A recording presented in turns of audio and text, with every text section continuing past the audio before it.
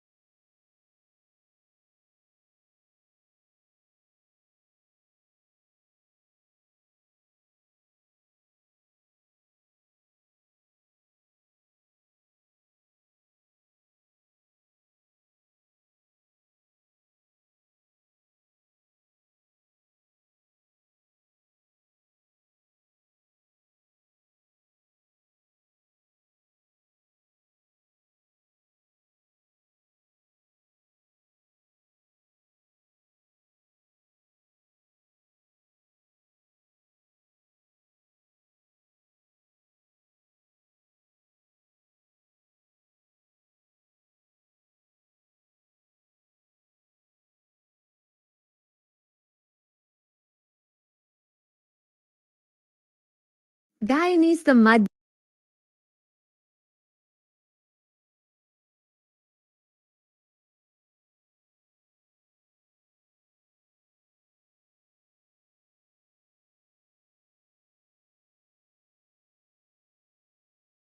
Keep a fire burning, Red Joshua representing for comes out your son. Right.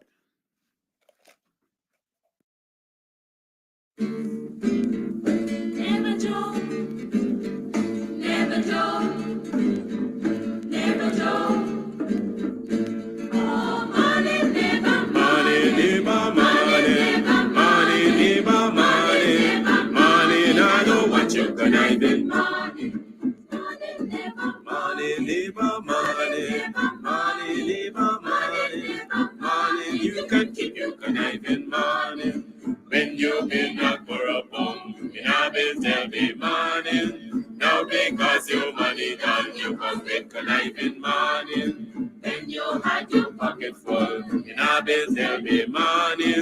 Now because you money, all you hustle for tell me money. Yes, money, neighbor. Money, neighbor, money. Money, neighbor, money. Money, now do what you can even money. Neighbor, neighbor, joker. Neighbor, neighbor, joker. Neighbor, neighbor, joker.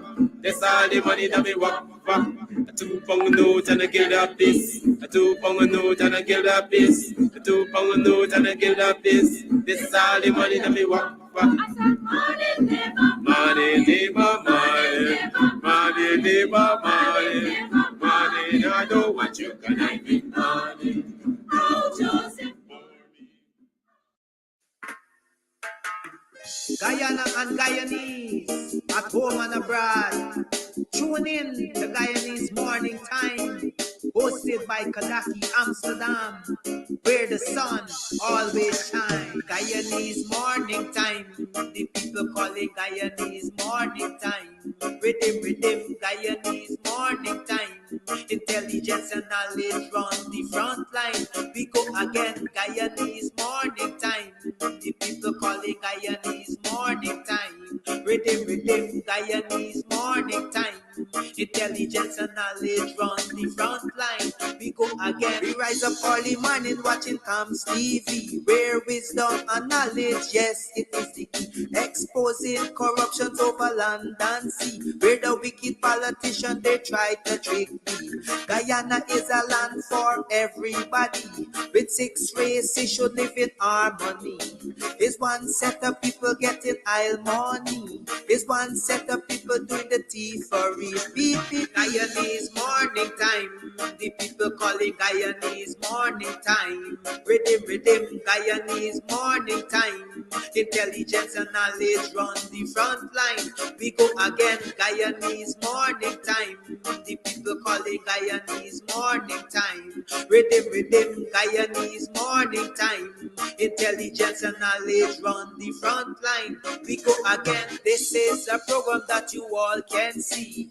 Sharing your views and your integrity.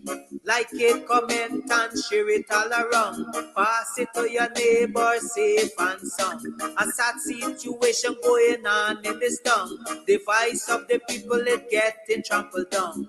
Out of the mouths of babes and sucklings, which as ordained me to sing. I sing Guyanese Morning Time. The people calling Guyanese Morning Time. Rhythm, Guyanese Morning Time. Intelligence and knowledge run the front line. We go again, Guyanese Morning Time. The people calling Guyanese Morning Time. Rhythm, Guyanese Morning Time. Intelligence and knowledge run the front line. We go again, fooling the people. You're promoting evil. Stop lying to the people. You are a part of the cycle. Stop fooling people. You're promoting evil.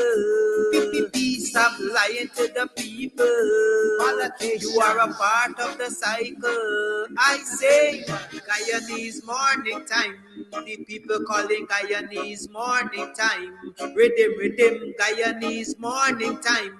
Intelligence and knowledge run the front line. We go again, Guyanese Morning Time.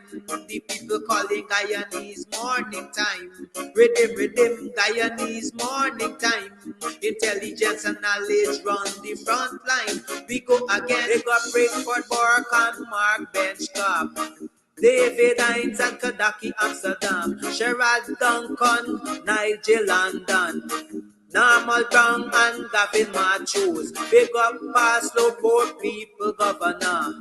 Simona Brooms, Robin Simpson. Hampton Green and Winston Jordan. And yes, we can go right on and on. Guyanese Morning Time. The people calling Guyanese Morning Time. Rhythm, Guyanese Morning Time. Intelligence and knowledge run the front line. We go again, Guyanese Morning Time. The people calling Guyanese Morning Time. Rhythm, Guyanese Morning Time. Intelligence and knowledge run the front line. We go again. The relatives and friends of young Wyndham Bacchus, They deserve justice. The family, the relatives, and friends of our in Boston, they deserve justice. The family, the relatives, and friends of Peter Headley, they deserve justice. And so when we say that Guyana is an apartheid state, we have the evidence to show.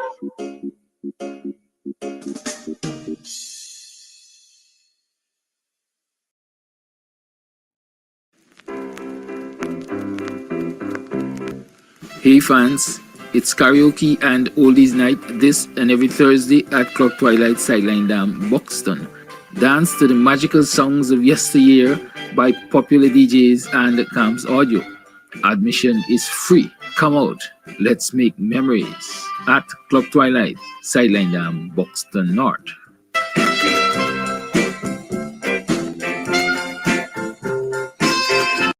Comes out your son. You burn the swine when no want you shine. The tree of life, them no want you climb, cause them heart no kind. Comes, I say them heart no kind. Buxton Massive, Kidackie, Red Hat. You can get meat anywhere, but for the best cuts of chicken, beef, pork, mutton, and lots more, check out T&W Harris Butcher Shop, located in the East Rheinveld Market Meat section.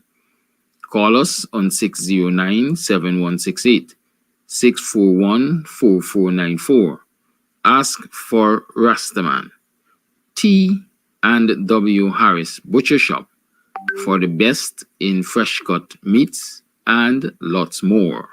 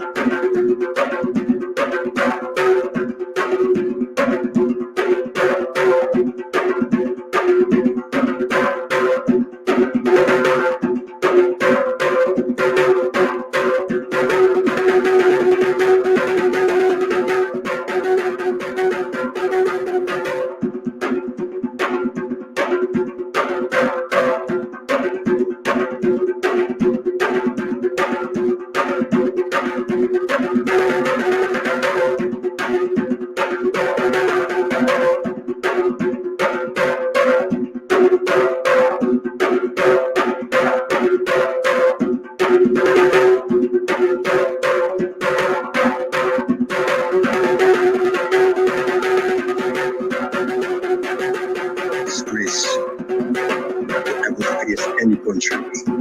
Police robbing people.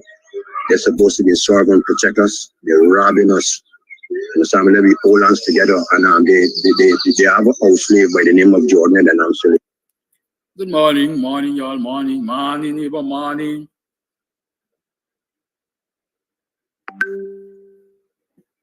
You know, I just realized sometimes, as we say, time flies. I don't know. I lose track of time.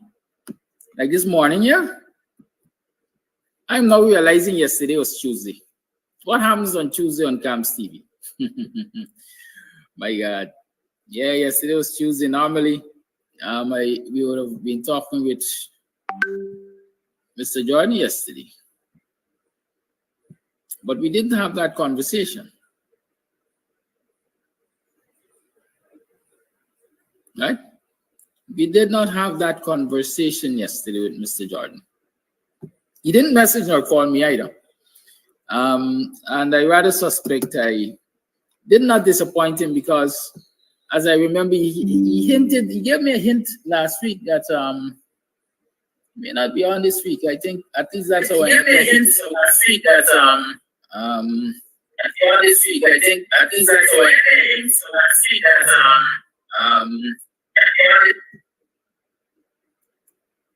and so here it is, Wednesday. It's the 10th day of July in the year 2024. 2 days into the birthday month. Well, 2 days away from the birth date. And so I'm still celebrating and we will still celebrate. Right? Remember those children. Bring them out on Friday. We're going to have the birthday party here on Friday for the children. Had some disappointments, but we're going to get there. The Bouncy Castle was delayed because of Beryl. Beryl creating a lot of problems for people. I gotta see Beryl and talk to her. So the Bouncy Castle is not going to arrive on time, but we have the trampoline and we have seesaw and we have some other, attractions to them. So bring them down and let's have a good time. It's Wednesday, however, and Dr. Hines is already in the house. I always have to salute him for his patience. Because sometimes I totally get out of whack and don't remember and don't recognize the time and so on and so forth. So I hope you have had a good yesterday and you rested well last night and you see promise for the future. Dr. Hines, good morning. Welcome to the program. Good morning. How you doing? I'm all right. All right. So this program is taking a twist this morning. I want you to lead off with your opening statements. You have any? No, you didn't alert me to that. I didn't alert you to anything, as a matter of fact. Last week we were talking about the WPA and where the WPA stands. I continue to see questions being raised in the public domain about the WP. And I think sometimes I think we have addressed them before. And I think that, all right, it might be necessary to go back to those questions. Of recent, I see one of these so-called social media advocates, commentators, influencers, whatever they call themselves these days. I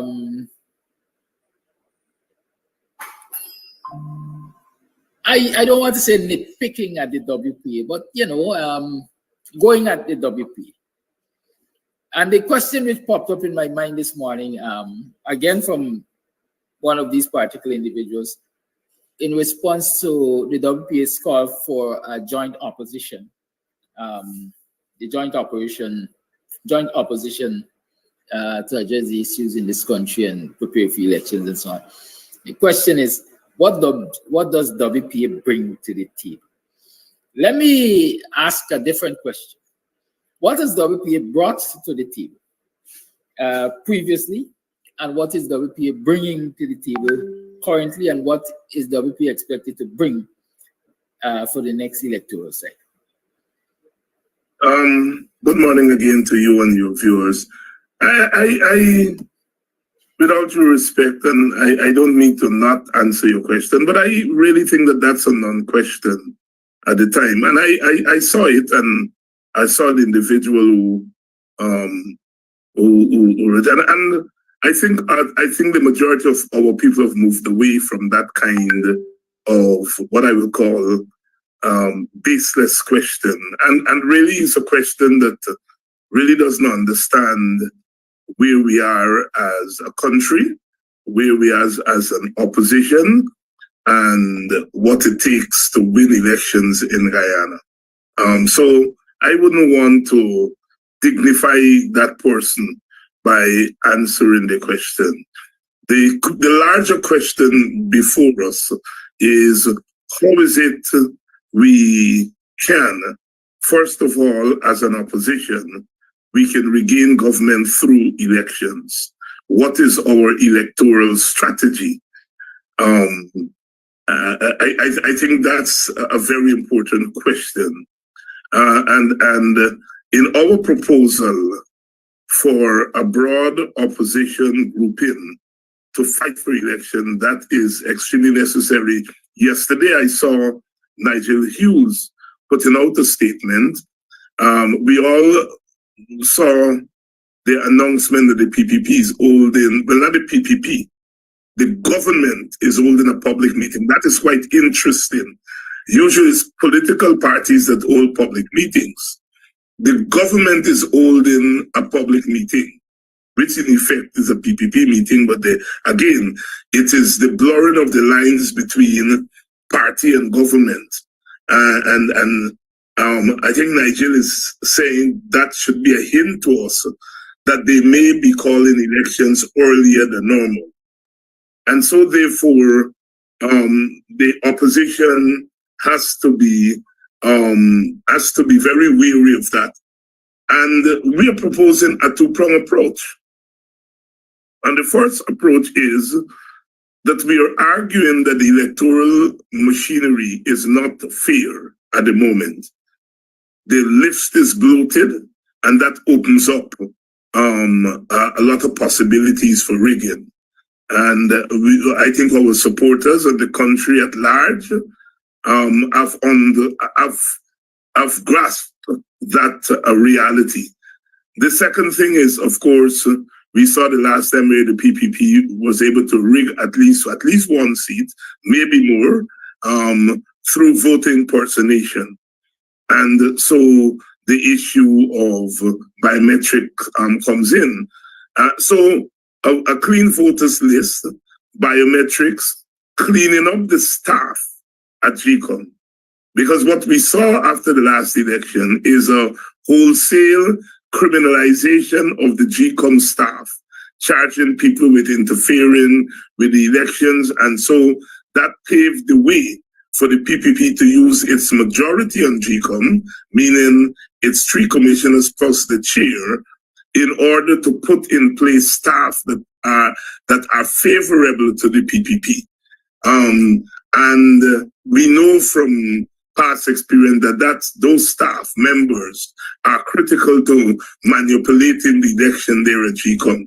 So we would want to ensure that we have staff that could pass muster, that could carry out the job in a non-partisan manner.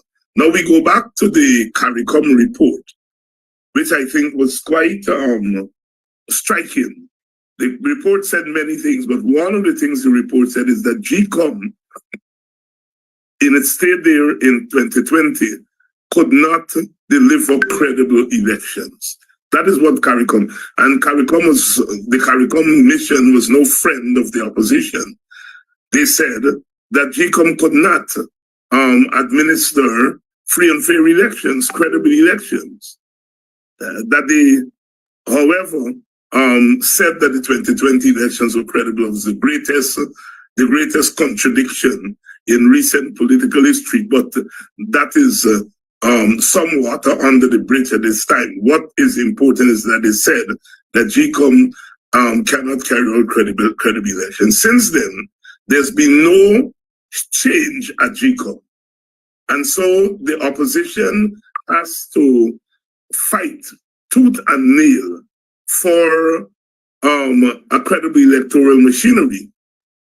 Because if we don't have a credible electoral machinery, the opposition is then faced with, you either boycott the election or you contest an election where you have an unfair advantage, or where the advantage is with the other contestant.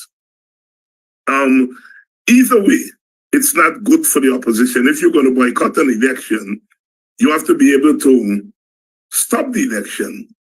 Because if you boycott the election, it means that the PPP will contest the election and they will get all the seats. So you have to find a way to prevent the election from going through.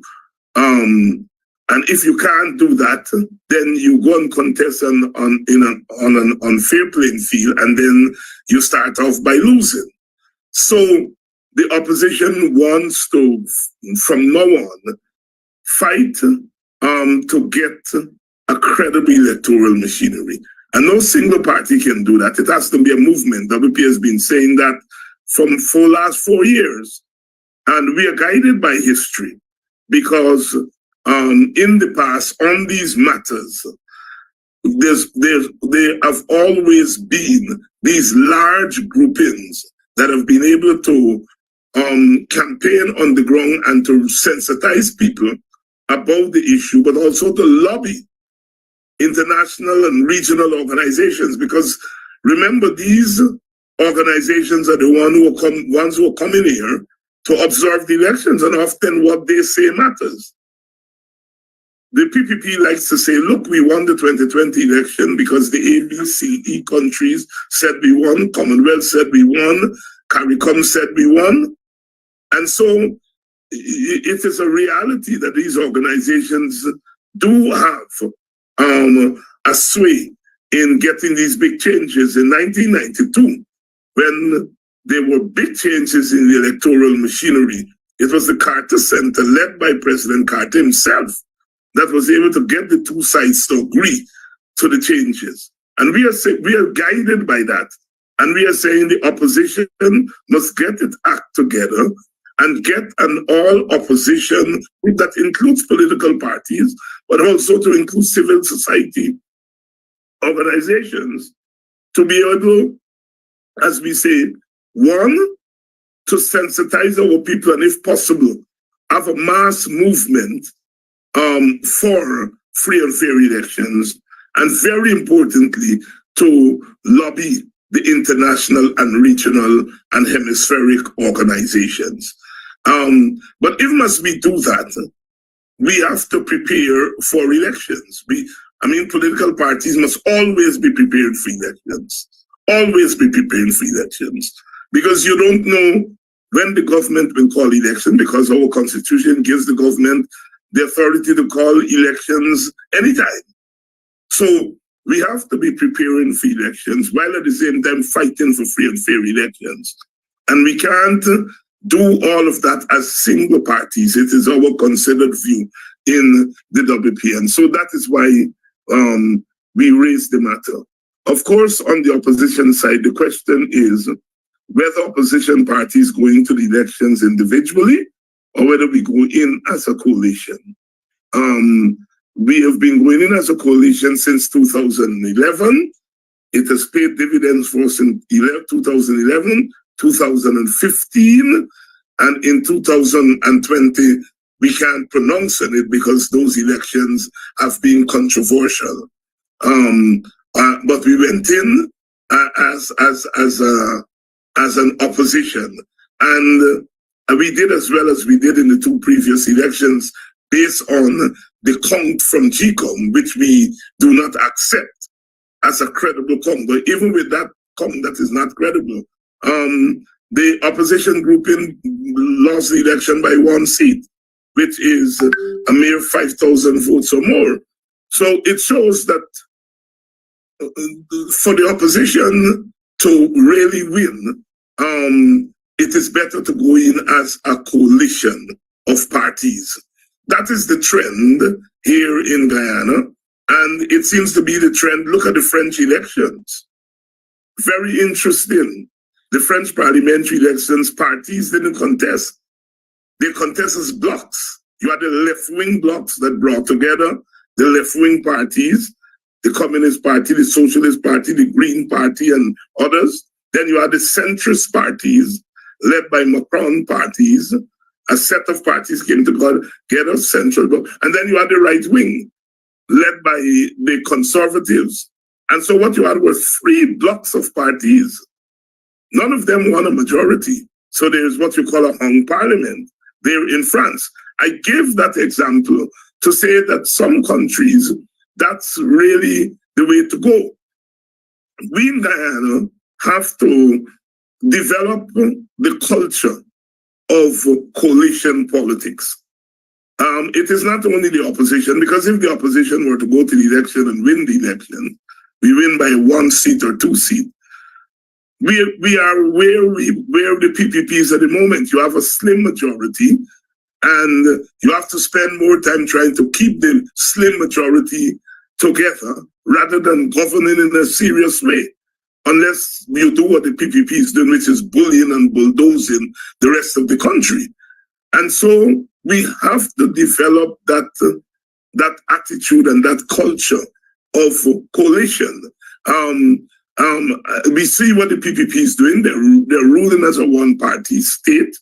At some point, when and if the opposition wins and are in government, we have to find a way to have a national approach to governance, which at some point must include the PPP if we're going to move this country forward. We can't fool ourselves that the opposition by itself can take the country, because if we win, the PPP will have the capacity to undermine us. They will have the capacity to undermine us outside of parliament, outside of government, just as we have the capacity to undermine them. We just are not using it effectively, all right? But the PPP, if we were to win, I can bet my bottom dollar they're not going to treat us as nicely as we are treating them now. They are going to be bulldozing us. So at some point, the country has to come to grips with the fact that we have to live in this country together and govern this country together. But the first line is that you have to win power, because neither side is able to convince one another that we have to agree to a shared governance before election. So it seems to me you have to win the election and then use the power of government to convince your partner that it is in the best interest of the country for us to govern the country together. But like I said, that's down the road. That's down the road. Right now, it is one to win, to win a clean electoral machinery. We have to get that. It's imperative that we have that. And secondly, to prepare for elections and to prepare both as individual parties, but as coalition. a coalition of parties.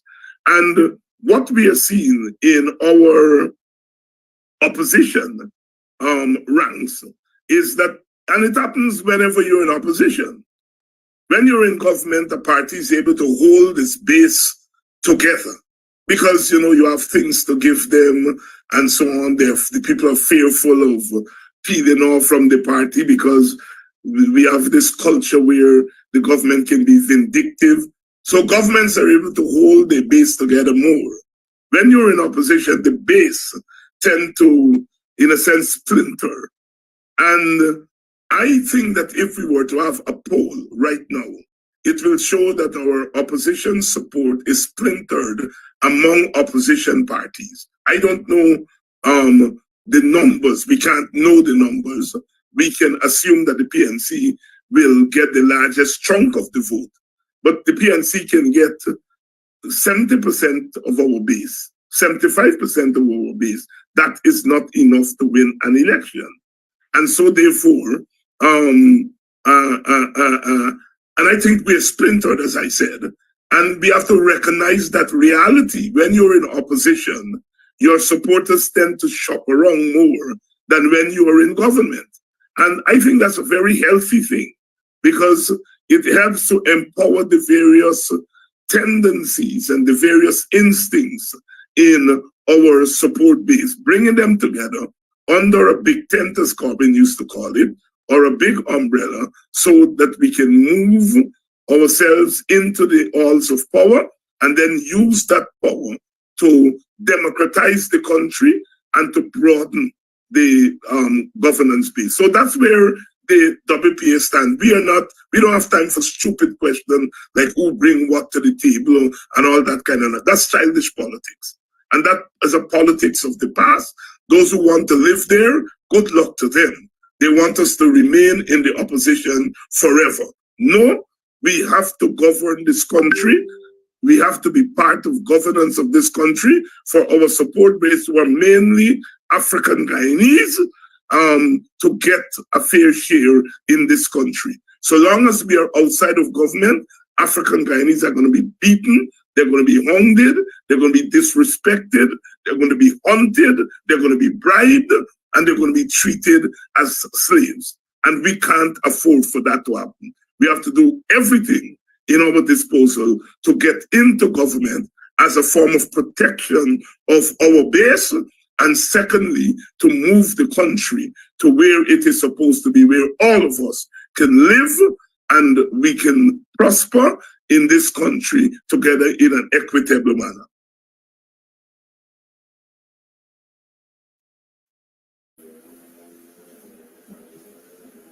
Thank you, Dr. Hines. A long and necessary answer. The question that crossed my mind, there's several questions I'm seeing from our viewers, which I think are worthy of repeating.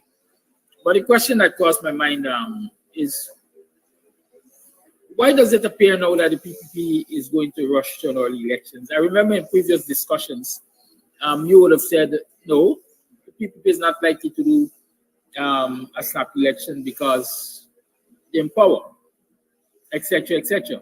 Why now, as the call for biometrics and a clean vote is this, let me say, is being ramped up? Why does it appear as though the PPP would rush to an election, an early election? Well, you know, what I say now in politics, you have to read the tea leaves. And all political parties are supposed to be reading the tea leaves. And the PPP obviously is reading the tea leaves. If you're the PPP, you don't want a movement to democratize the electoral process, because that is going to be to your advantage. The PPP formula is very clear.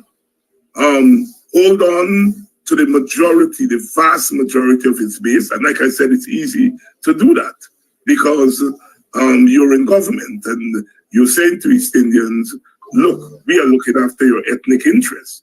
We may not be doing it in a perfect way, but look, we have looked after your interests. We have looked after the interests of sugar workers. We have looked after the interests of rice farmers. You're better off with us than with them over there. The last time you give them some votes via the AFC, they close down their state, and then the rhetoric goes on and goes on. So their formula is to go down to the base. They won about 60% of the Amerindian votes. That can be decreased somewhat, but you have to, the Amerindians tend to be the most sharing of the ethnic groups. They share their votes around. And one has to assume that the PPP will hold on to at least 50% of the Amerindians. And then they will still fall short. And this is where the immigrants come in. The Colombians, Venezuelans, Brazilians, etc. And it is clear that the PPP is looking to that group to get an extra 2 seats or 3 seats. They're busy giving people citizenship. People don't have ID cards, etc., etc., etc., etc. So the PPP has worked out its path to victory. The question is the timing. And if you look across and you hear the discussion on our side, who should be the presidential candidate? Which party should take? Is it Norton or is it Nigel Hughes? Cussing up of Norton, cussing up of Nigel. If you're the PPP and you look at that, you're saying these people are not ready. Let me cash in. No. Because if I call this election within the next 6 months, it's not enough time to get a clean voters list. We may have to give in to biometrics. We will lose a seat or two if we give in to biometrics, but we'll get it back from the Venezuelans and the Colombians and so on and so forth, right? They are not ready over there. They can't even agree on a presidential candidate. They're abusing off one another. They don't have a movement to fight for a credible electoral machinery. And so we are going to take our chance and go into the elections. They're looking for the best opening. So they're monitoring us in a way that we are not monitoring ourselves. Because if you have foolish people who are still asking what WPA bring to the table, rather than saying WPA, AAFC, PNC, you all get to the table and get you all self-ready, and get a movement to get these electors. That's what we should be talking about. And insofar as we are not talking about that, insofar as we are not doing that, insofar as our supporters are yapping all the time, rather than telling us, get your bloody act together, they're yapping about who bring what to the table and who don't bring. There is no table. We don't have a table at the moment. So when you're asking about what you bring to the table, you're being foolish. Where is the table? And if you're the PPP, you're saying we got the table. And we are ready to go. They don't have a table. Call an election and catch them without a table. And so what if the PPP is bent on going to an election? What are the possible ways, methods, means of preventing that election from happening? Well, I've said it, that's what we said it all morning. I'm saying the opposition has to get its table in order. It has to hold the line on getting a democratization of the electoral machinery. That means to whip up its support base on that issue, to lobby the international community, which in the end are going to be the people who are going to broker an agreement. And we have to be aggressive with that, aggressive in building, while at the same time preparing a table. Thank you for the reiteration. Sometimes when I ask questions, it's not because I didn't hear you say it. Let's talk about the PPP going to an election now. It's your view, it's many of our views that they are formidable force. One view is asking what makes them a force to contend with all of these sanctions that are coming down and so on. They will not lose one vote from their base with sanctions. Stop fooling ourselves. they will not lose one single vote from their base because of sanctions. Sanctions are for us to whip our base up and say, look what the PPP is doing. 78%, 77% of you all went out. We need 90% of you all to go. That sanction is not going to shift PPP voters.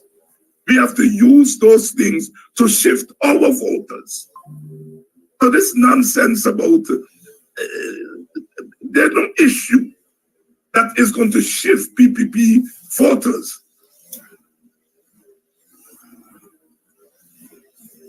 Look at what's happening across the world. Is there any issue that's going to shift Trump voters? There are voters in these kinds of societies that are hooked to their parties.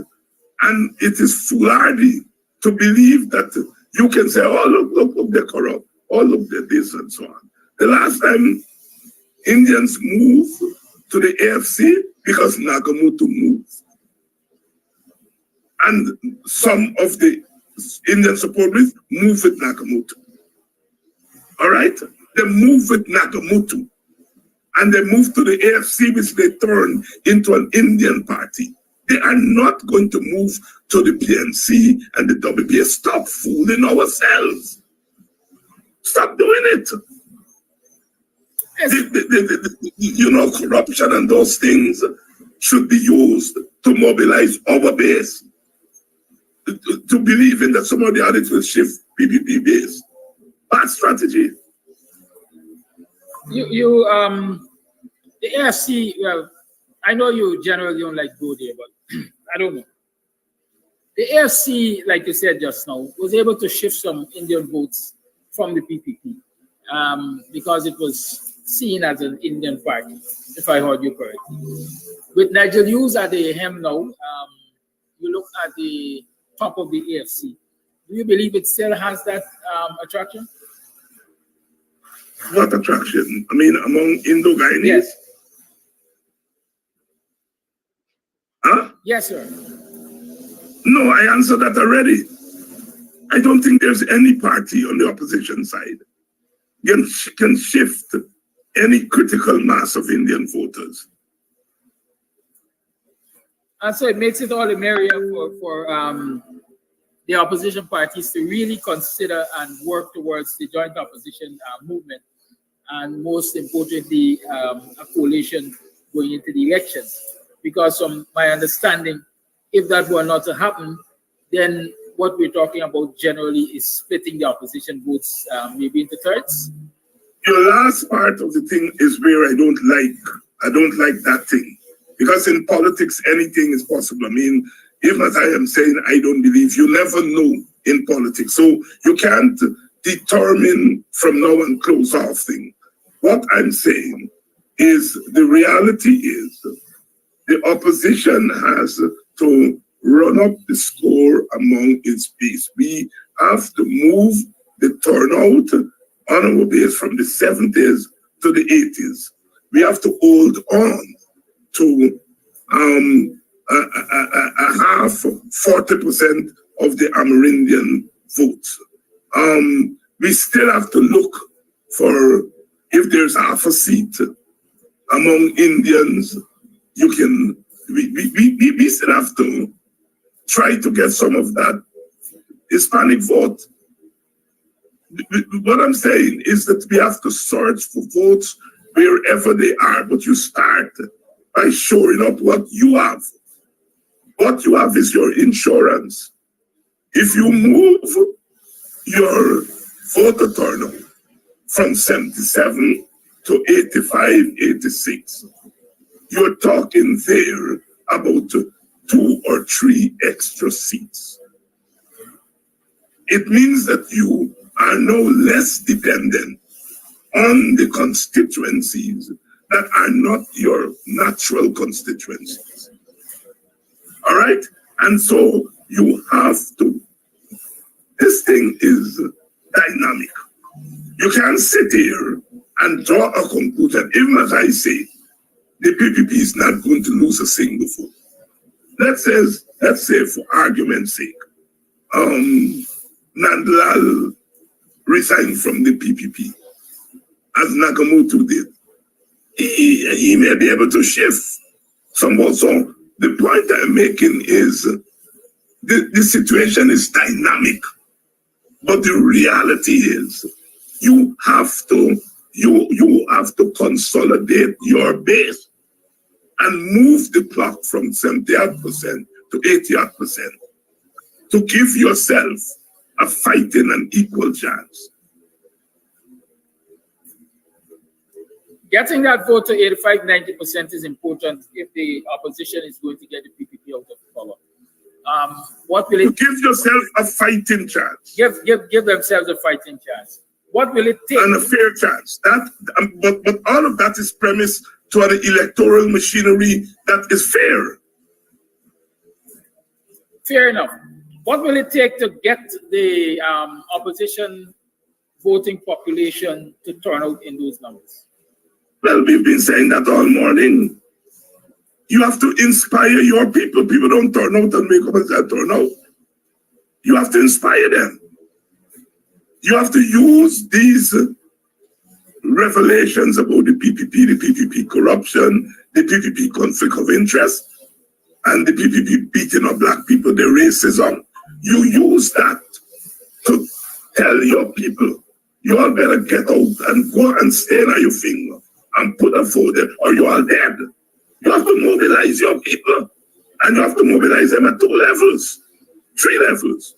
You have to mobilize them as black people. Look them in the eye and say, you all are black. You all have a role in this country. People are trying to enslave you all. We have to appeal to the worst fears of this PPP. And I don't play with that. You appeal to our people's fears. And secondly, you appeal to their optimism. Their optimism that this country could be better. And say, if you all want this country to be better, you all have to vote for us. And then you appeal to the broad opposition support. That is not just African Guyanese, but the Amerindians who are favorable to us. The sprinkling of East Indians who are favorable to us. You appeal to them at that level. So you have the opposition level, the African Guyanese level, the broader opposition level. Then you speak to demographics like young people. And you say to young people, it's your country. And the more young people you get out, the more because you're going to get young people from your own base. So you're appealing to black people, as opposition people, as young people, as old people. You can't go wrong. It's a multiple strategy. So the jackasses who are talking about who bring what to the table, you have to build a table. You have to build a table because the voter has multiple profile. The young African Guyanese professional woman, the teacher, the young African Guyanese teacher is an example. You appeal to her as an African. You appeal to her as a youth. You appeal to her as an anti-PPP person. You appeal to her as a woman. How can you go wrong? But the work has to be done. And you can't shy away. When you're mobilizing people, you have to appeal to all their instincts. All their instincts. And one of the mistakes we've been making, we've been appealing to that young teacher as a woman, as a youth, but not as an African, and not as a teacher. And that's where we lose out, because we are only appealing to part of the identity of our people. Okay, Dr. Let me also say that in order to ensure that we can bring out that 85+% vote from the opposition supporters have work to do. You have to ensure that your name is on the voters list, even in its current state. You have to ensure that those people are eligible for registration, get registered. You have to ensure that you sit around the table and you have these conversations with your people. the importance of getting And out the our vote. people, if I may cut you, our people overseas, a lot of them who are on this show, if you have a green card, get your ass back home, register, because you are under the present system, you have a right to vote, and register and get home here on election, then vote. Right, so it's not only what the opposition parties can do or should do or will have to do to inspire people to get out the vote and so on. We as individuals and families also, communities have that responsibility of playing our part. Right now, GCOM has activated all of its systems, and so ongoing registrations are taking place, claims and objections are taking place, change of addresses are taking place, correction to minor details are taking place. So ensure you get in the know, ensure you go to your nearest GCOM registration office and fix what has to be fixed. We cannot wait until election morning, or as we like to say, until the 11th hour to get stuff done, because it will be too late. I remember many years, I think it perhaps was in 92 elections. Dr. Hines, you perhaps will be able to help me out there. But many years ago, when a lot of people claimed that they were unable to vote, and we had all of this uproar about people not getting to vote and so on because their names were not on the list. When some of us got involved, when we spoke to people, some people were not even registered. Some people were not even registered. These are different things. Kidackie, we leave too much of these things to people. I keep saying every day, the average Guyanese gets up in the morning, you prepare your children things to send them to school. You bathe your skin to go to work, whether that work is you're working as a housewife or a farmer or a thing. The last thing on your mind is registration. All right? The burden must not be on our people. The burden must be on us as political leaders. In the United States, I remember as a boy going to college or so, Jesse Jackson would come to the college to speak. And while he's there, how many of you are not registered? And he would register you right there. And wherever you go, he goes to church. And that is how they were able to register a lot of poor people. Let me tell you, the demographics across the world. Poor people, black people, young people are the hardest people on their own to get to go out and register and to vote. But what the numbers in the United States have shown is that once black people and poor people, you get them into the habit of voting, they are the most reliable voting bloc. The hardest thing is to get them to register and to get them to start voting. Once they start to vote, they become the most reliable voting bloc. This is sometimes we put too much of political responsibility on our people who are not as political in that way. So we have to, wherever we go, you talk to a little boy, you talk to some young people, you register, walk their ass to the GCOM place, put them in your car, and tell them to register. This thing about our people have to take responsibility. Our people have to take responsibility to survive in this goddamn don't-pressure place. And we put too much of burden on them when we don't do the work to get them to that optimum level where they can do it on their own. So we have to change. We need a change of attitude, change of rhetoric. That rhetoric you just put there, I would say that rhetoric is general, but it won't get nowhere. You meet young people, you register? No, I'm not registered. All right, what are you doing?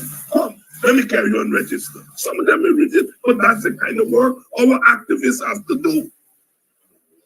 I'm not quarreling at you. I am just saying that rhetoric that you just repeated is the easy rhetoric.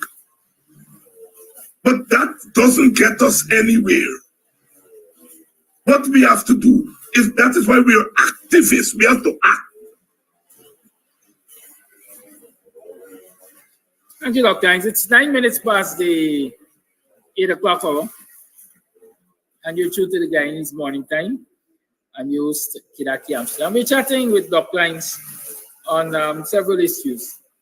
Dr. Lines, in recent times, well, basically since the announcement of Nigel Hughes as leader of the AFC, we saw Jagdeo came out, as some people say, punching at the candidacy of Nigel Hughes, arguing that there are serious conflicts of interest there. As a matter of fact, the man who hosted a special press conference just to address and attack Nigel Hughes. Why is, as I would say, Jagdeo so desperate to haul Nigel Hughes in the mud? We should take a leaf from Jagdeo book and get desperate like him. Why? Jagdeo knows fully well what is happening in the opposition camp. Jagdeo knows that it's not just Nigel Hughes he attack. He been attacking Aubrey Norton and the PNC for the longest while. He been attacking the WPA also. And now he's attacking Nigel Hughes because he recognizes that the way the opposition base is at the moment, that all three of those parties or leaders that we just think there speak to a particular section of our base. And what he is doing is trying to separate us. So the Northern people will get a sense of complacency. Look, you're attacking Norton. You're attacking Nigel Hughes, and some of them even repeating how Nigel Hughes get conflict of interest. So they're saying, well, look, the man is attacking me, Norton is me by. Even look what Jagdeo attacking Nigel Hughes. He gonna attack Norton tomorrow. And so what Jagdeo is doing is trying to support us. Then he gets to the WP and he said, well, I noticed their thing, and they are telling black people that they're not doing nothing to them, nothing for them, and so on. He attacks all of us because what he's trying to do is to divide us. Let us quarrel among ourselves. Who is the better presidential candidate? Who is this? Who is that? While he is consolidating his base. And so what he's doing is dividing us. And some of us are falling for that trap.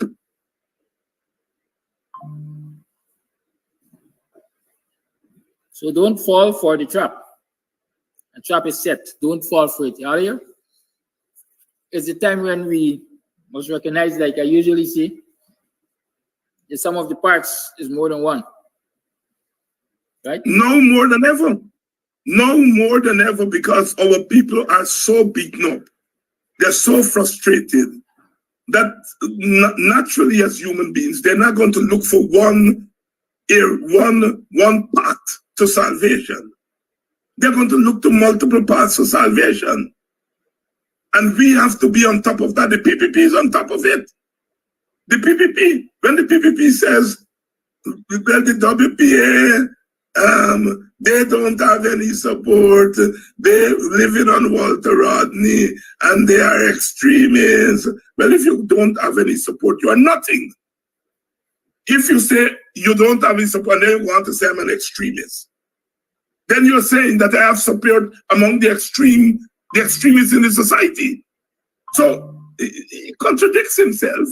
But that is how political rhetoric goes. People are part of it. And then when the asses on our side said, what did WPA bring? You're repeating what Jagdeo said. And you're weakening yourself. You live in a family, mama, daddy, 3 young people. The mama and the daddy, the mama said, me is a PNC. I for Norton.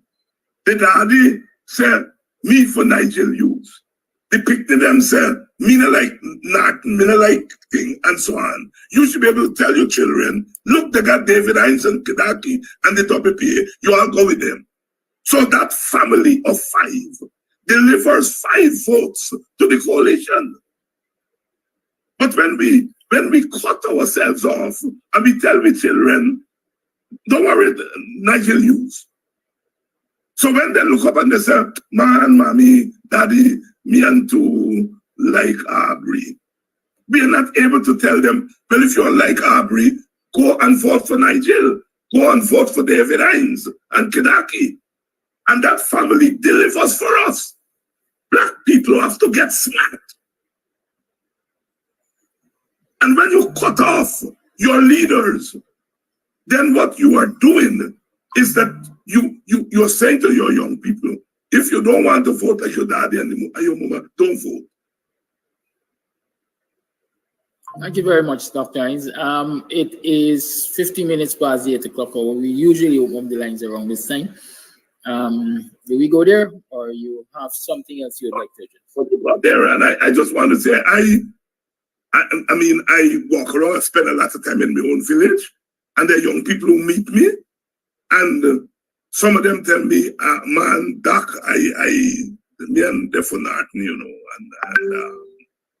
and thing. I think the PNC do what they're supposed to do. I want Granger, and they would abuse Granger, and so on. And I would listen to them, right? And when they're finished, I would say, but you all got villagers here, you know, who run in. That you running, but you know, if you run, you got me vote. And that's the kind of conversation we have to have with especially our young people. Especially our young people. I know a lot of young people look at people like me and look at people like you, and they know that we are fighters. And in their head, we are fighters. We fight for what is right. But we have to get in their heads that we are not fighting to put somebody in office. Okay. We are fighting to put ourselves in office too. And we have to talk to them to make that leap. That look, we want to be in government too. We want to be ministers too. Because we got things to do. So people like us, the fighters, the revolutionaries, we got to do that extra work. Because instinctively our people don't always see us. They make a distinction between those who go run government and those who will fight for justice. And we have to let them know you can fight for justice and be in government too. We have work to do. Thank you, Dr. Hines. Call your life.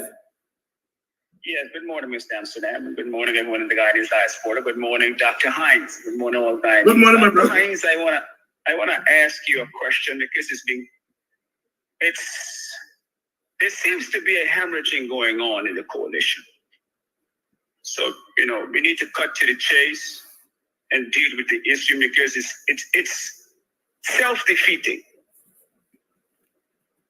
And I tell you what it is. There seems to be a sinister effort to undermine Comrade Norton's candidacy. Now, that ain't just coffee. I'm saying that. But I notice hundreds of other people are saying that in the Texas. And that's already out there. I even noticed that you alluded to that question when you asked Dr. Jeffries about that. So that has already bubbled up to the public consciousness. Then we also see that there is an effort seeking to achieve a consensus by way of not dealing with the mathematics of the polls. There seems to be an effort that is seeking a consensus somewhere else other than the votes that Comrade Norton received. A consensus can be gotten several different ways. But in the context of universal suffrage, the vote, the ballot, is the most empirical consensus there is, and that's why the vote is lost. The PNC is the largest party amongst the coalition. Yet there are persons who are seeking consensus want to ignore the largest party of the coalition and seek a consensus that running away from the numbers. The consensus that is afoot, that I hear Nigel talking about, that I hear other persons on social media talking about. They seem to want to ignore the numbers of the consensus and seek to gather it some other way that universal suffrage doesn't quite support. Primarily, the primary way of consensus in universal suffrage or elections is let's go to the ballot box. And Comrade Norton went to the ballot box and removed Granger as the president for APNU and the leader for the PNC. He did that once. He got the popular vote. As an incumbent, he did it a second time. And I don't know why it is. Now, let me say, people have a right to exercise free choice. That is paramount in a democracy, free choice. But people have already chosen in the PNC and in the largest constituency base in APNU. And people are saying, let's ignore that. And how I know that they're saying let's ignore that and how we know that is because people are seeking a consensus, even though the numbers are saying this guy is a landslide victory. This guy is an incumbent twice times over. Look at the percentages. Look at the experience, 40 years. They're saying he is not an elite, but he's an academical elite. He's got 2 master's degrees, doesn't he? He was a professor at university, a lecturer. We know he's a stand-up guy from Slow Fire, Mo Fire. He has the experience in Parliament as a manager in Parliament. He has managed the parliamentary position. He has navigated Guyana through tumultuous times with the border crisis with Venezuela recently. He knew how to. He has always sided with the people. So if we are looking for a consensus candidate, if we are looking for a candidate that's electability, we are asking, on what criteria are persons considered to be electable? Is it based upon experience, academic, professional? So when people are saying Comrade Norton is not electable, we are at a loss as to what electability now has become. Because surely he's overly qualified. So are you, Dr. Hines. I believe, hands down, you should be the prime minister candidate, in my opinion. Not Nigel Hughes. Nigel Hughes doesn't even compare. He doesn't even compare. All he has is an experience as an attorney. And anybody could do that. The question is now, see, I'm not falling into Jack Deal's nonsense. It's not about Jack Deal for me and a lot of other people. So now Jack Deal's going to try to do what he's doing. We're saying, not what special could Nigel Hughes bring to coalition? Because we are fretting. If we're looking for consensus, we can't only look and see what are we not doing. What can Nigel Hughes bring as a consensus candidate? Tell me. Let me answer my own question before you. He can bring legal experience, and for that he can be counselor to the president, legal counsel. He can go in there and find all the tracks that the PPP have laid over the 26 years in law. He can take the judiciary by the horn and appoint those chancellors and get things moving in the way. He can undo nullification in the Constitution. All these things he can uproot. The wrongs, that the PPP have set there. Nigel Hughes is best equipped as a legal counselor, attorney general. I think we have already found our consensus if we are looking at the evidence. But if we are looking for something else, so people have started this narrative, bam, bam, Ali. So like they got come at North like a regular boy, and a regular boy can't go to presidency. They want to say that he is from an elite. He is not from an elite. Like, we would rather have someone from the grassroots to be our president. At least he could identify with our issues. You see, we don't want somebody who can identify with our issues. In my opinion, Nigel Hughes had a chance to align himself with the people in the Damn Loud case.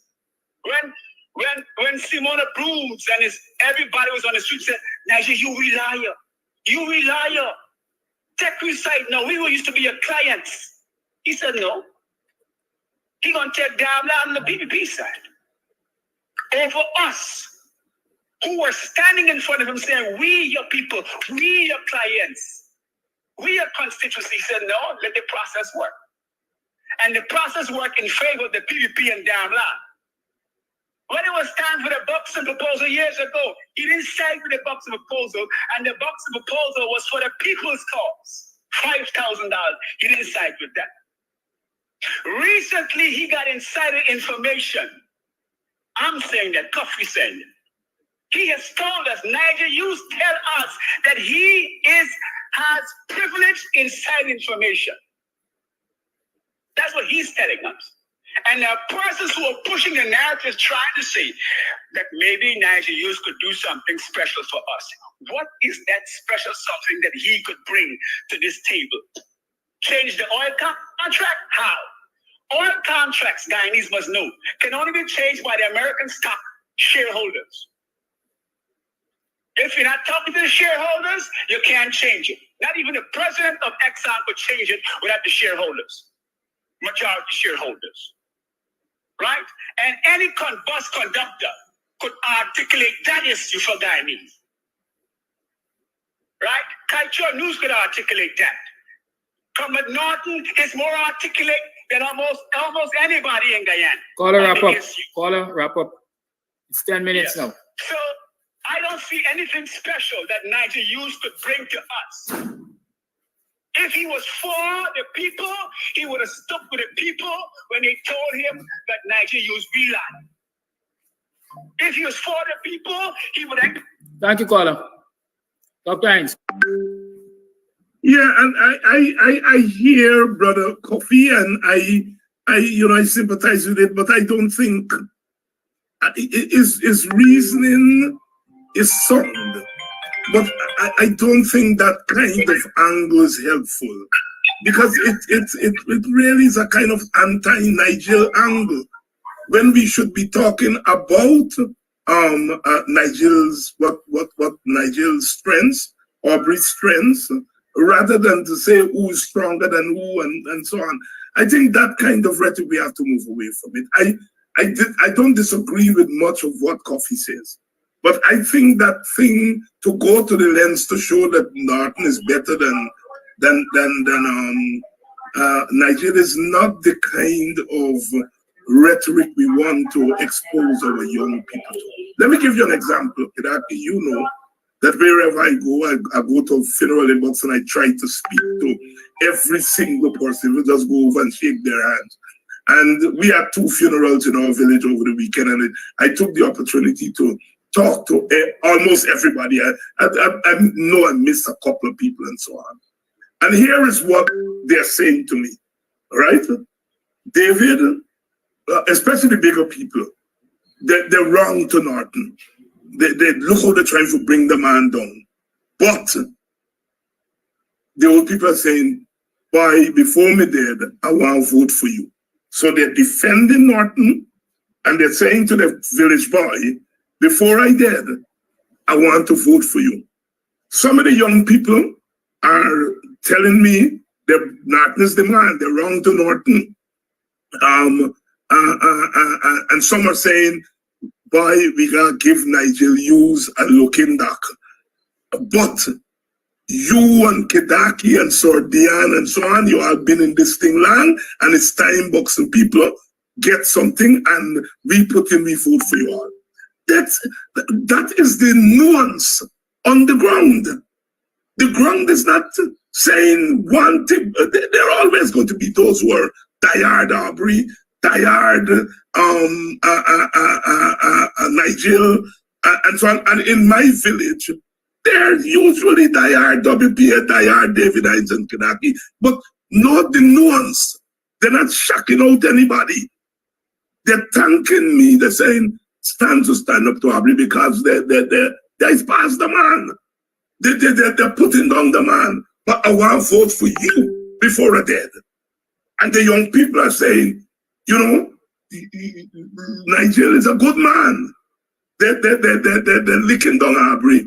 But you and Kidackie and Sordian is we people. You have been here with me in this village and so on. That's the nuance. And I hear that not just in Buxton. Wherever I go, I hear the nuance. So I'm saying to Kofi, your reasoning is nuance. Your conclusion should be as nuanced as your reasoning, right? Because on the ground, it is more nuanced than that. They're saying everything you're saying. Nothing.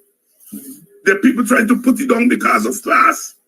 They're saying Nigeria is a good man, you know, he got what it's there.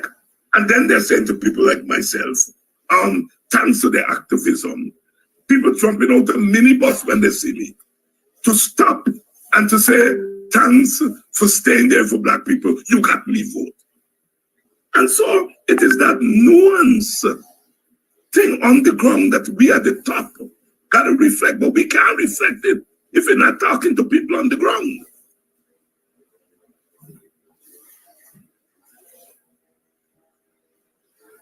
Good morning. Yes, good morning, Mr. Amsterdam. Good morning, Dr. Hines. And I just want to leave these little words of encouragement. I want to say to us that we are under home stress right now. Let us not get distracted. And in the words of our brother Bob Marley, in his song Ambush in the Night, that song was written since in 1979 and it is relevant today. And I just want to leave this little word which says, ambush in the night, see them fighting for power, but they know not the hour. See they bribing us with their guns, spare parts and money, trying to belittle our integrity. They say what we know is just what they teach us. And we're so ignorant. Because every time they could reach us through political strategy, they keep us hungry. And when you're going to get some food, your brother got to be an enemy.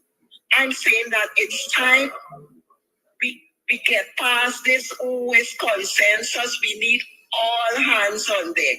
Whether it be a Kidackie, whether it be a Nigel Hughes, whether it be Aubrey Norton, Dr. Hines, we need everybody. We could only do this thing when everybody is involved. And we need not to get distracted. The person we're supposed to be fighting now is the PPP. Let us just stop this nonsense. And I want to share this, brother. Dr. Hines raised this issue about the registration. It was only yesterday at the bus stop, they had this young man with a list in his hands, and he was coming around to the people, finding out if you register. And I think it's the same thing. We have got to get on the ground and try to help people to get registered to vote. So right now, it's an ambush against Guyanese people by this government, and we need to fight together because you know what? We are nearing home. Let us get this distracted. You have a good day, both of you, and God bless you as usual. Thank you so much. Bye-bye.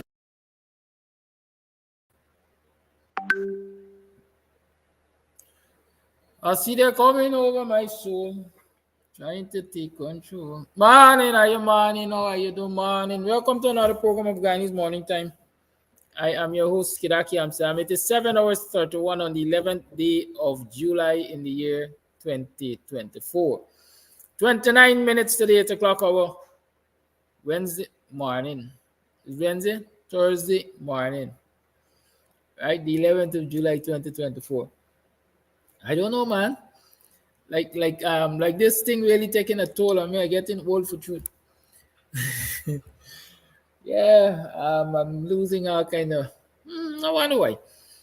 I guess I'm preoccupied with other things, like maybe what will happen tomorrow for the children and so on. I don't know, missing days, missing time, forgetting things.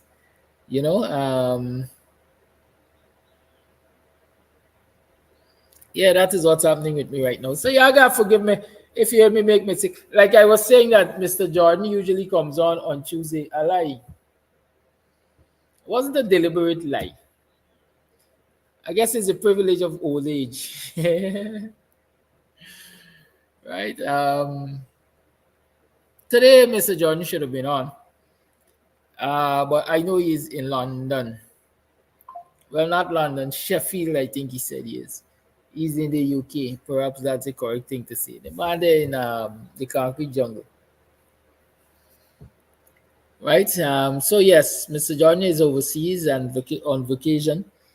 And so I wouldn't even bother to call him to bother him about talking to us this morning about the economy. But there are lots of other things we can talk about, and I intend for us to talk about. What I want us to do, perhaps, is take the opportunity. You know what I say? Take the opportunity today, and let's talk about some of the things you would have spoken about tomorrow. Because tomorrow is my birthday. Tomorrow is the 12th of July.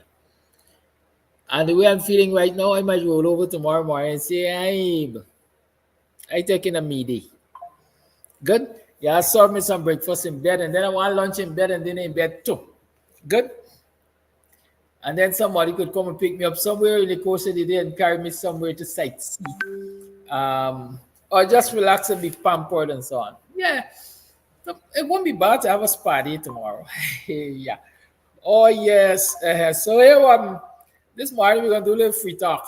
I'm going to give you some leverage to talk about things that are bothering you, because I'm not too certain. And this is not me being, oh shoot, I got, God of mercy. I talk about party tomorrow. I got to be here with my children. Anyhow. Yeah, this is not me being, what is it? Meaning, no. What's the word right now? Oh, yeah, yeah. But that's a fact. I am not even sure I want to do too much tomorrow morning at this time. I don't know yet. Sometimes it's a struggle, you know. I'll be honest with you. For the last 2 or 3 days, at the beginning of this week, perhaps maybe since last week, um, it has been a struggle. It took extra effort out of me to drag myself out of bed and come to the program and so on. Not because I don't love you, not because there are not things to discuss, but simply because sometimes, you know, the body takes a toll. All of the hard work takes a toll on the body. And I usually say those who have had the opportunity of seeing me in the environment know the kind of work I do. I really blow my own horn. I work hard. Yesterday, my friend and brother, my dear brother, was saying to me, somebody asked him, what Mr. Amsterdam does for a living. And when he started to call out the number of things I do, they asked, how does he do it all? How does he sleep? Good? That's a fact. I do a lot. And sometimes I know it takes a toll on me. Previously, I had a fortune. It's still available to me, but I don't utilize it. I had a fortune of just, you know, picking myself up, saying to my family, I'm going to Linden for the weekend. I'm going to Linden for a week. Or I'm just going to Linden. And I go away to Linden and I sleep my life away. Um, I'm only disturbed for meals, and that's a fact. But when you take on other responsibilities, sometimes you simply can't do that, especially when there's no other person or it's difficult to get others. It's difficult to get others to do what you do on a regular, right? Good. So sometimes it's the choices, and that's why I say by the time I reach 60, meaning with this thing, then, um, Dennis, why not Linden? Why not Linden, Dennis? And what's the alternative? You have a suggestion? You want me to come to the US? You're gonna put me up? That's the way I come to the US after 3 days. You're no longer guest. I don't know. That's what some people say. So why not the US, Dennis? I mean, why not Linden? That's the question. Yeah. So I would go to Linden and I'd throw down there. I'd be taken good care of. Um, in my lifetime, I'm proud to say that I've established some good friendships over the years. Oh, God. Okay, since you're from Linden, I'll tell you, I go to retrieve burrito oval at the Oval Mullers when I go to Linden. But yeah, I've established good relationships over my um, years on the face of this earth. I have not done too much wickedness to people, and so I don't usually walk and look over my shoulder a whole lot and so on. And Linden is one of the places we have made good friendship. I have a sister in Linden. She's from another mother. Hello, good morning, Poggy. Love you. Um, yeah, and it is funny. Good, good, sir. I'll do that shortly. Yes. And so Alo is one of the persons who become family to me. She's from Linden. Um, Our parents welcomed me into their home. Total stranger from boxing. Most people in the area from boxing. They keep you 100 yards at least. And so I have developed that friendship over the years. So much so that people interpret it to mean all kind of things. Nothing of the sort, though, I can tell you. She's just a sister from another mother. I had a rare pleasure of hearing from Launa James. Good morning. One of the members of the group that we worked in at Government Technical Institute. We were studying study bodies. Yeah. And so the other evening, somebody called me and said, "Hey, Kidackie, I got one of your schoolmate, classmate friends here, right?" This person was out at some club or somewhere and they maybe struck up a conversation with whoever. And I think they claimed Buxton. And I told him, "Hey, I got a friend I went to school with from Buxton and think Kidackie and thing." And immediately she got my number and they called me and hooked up and so on. So Launa was part of the group with Alo and so on. And there are others. But I'm happy when I get to reconnect with those people. And I'm reminded of what good friendships, what good relationships I've established over the years. So I ain't got too much to frighten. And that's why I say, yeah, I ain't frightened nothing. I ain't got nothing to look over my shoulder for. I ain't got too many skeletons in my closets and they're not very big, if big at all, and stuff like that. But when Sir John said I should call him, he's going to share with us a little bit. What are you doing in the people country, the Queen's country? Well, it's the king now, no? Because so I'm the kind of man who don't want to intrude on people's family time, So I thought he was there catching up for all the last years. Mr. Jordan, morning. Morning. How you doing? Morning. How you do, buddy? I did. Reminiscing a little bit, but doing the program as usual. So let's talk Mega for us. Yeah, man. I have over the last year or so been attending a lot of funerals of people I know well, not so well, and obviously some people in the news who you've known from time to time. And I said to myself, boy, this sounds close to what your parents used to do. Both attending funerals and listening to death announcements. Understand? So I have decided and said, look, while that might be a necessity, that death is obviously a reality of life and so on, that while you're living, you should take the opportunity of to live, more or less, you understand? Because Guyana has been a very difficult place over the past years to live in. You know, we have had more bangarang and potapoto, as our good friend Laurie Alexander used to say, than Beryl or any one of the natural disasters have given us, you know, and it has been made more worrisome with the discovery of oil. So I think people in Guyana who are high tension at the moment with all these developments need to take time out. As you just now said, you go to Linden. I love Linden myself, but there's a lot more of Guyana I have to discover. And I will be doing so over the years that the good Lord allows us to stay before He calls us home. But in the meanwhile also, I have some things on my bucket list that I would like to accomplish. And so I'll be doing those. But if I could start out from traveling now was a major issue. I don't know if since COVID or so on, but definitely since 9/11. In the first place, traveling is very costly out of Guyana. It's not something new.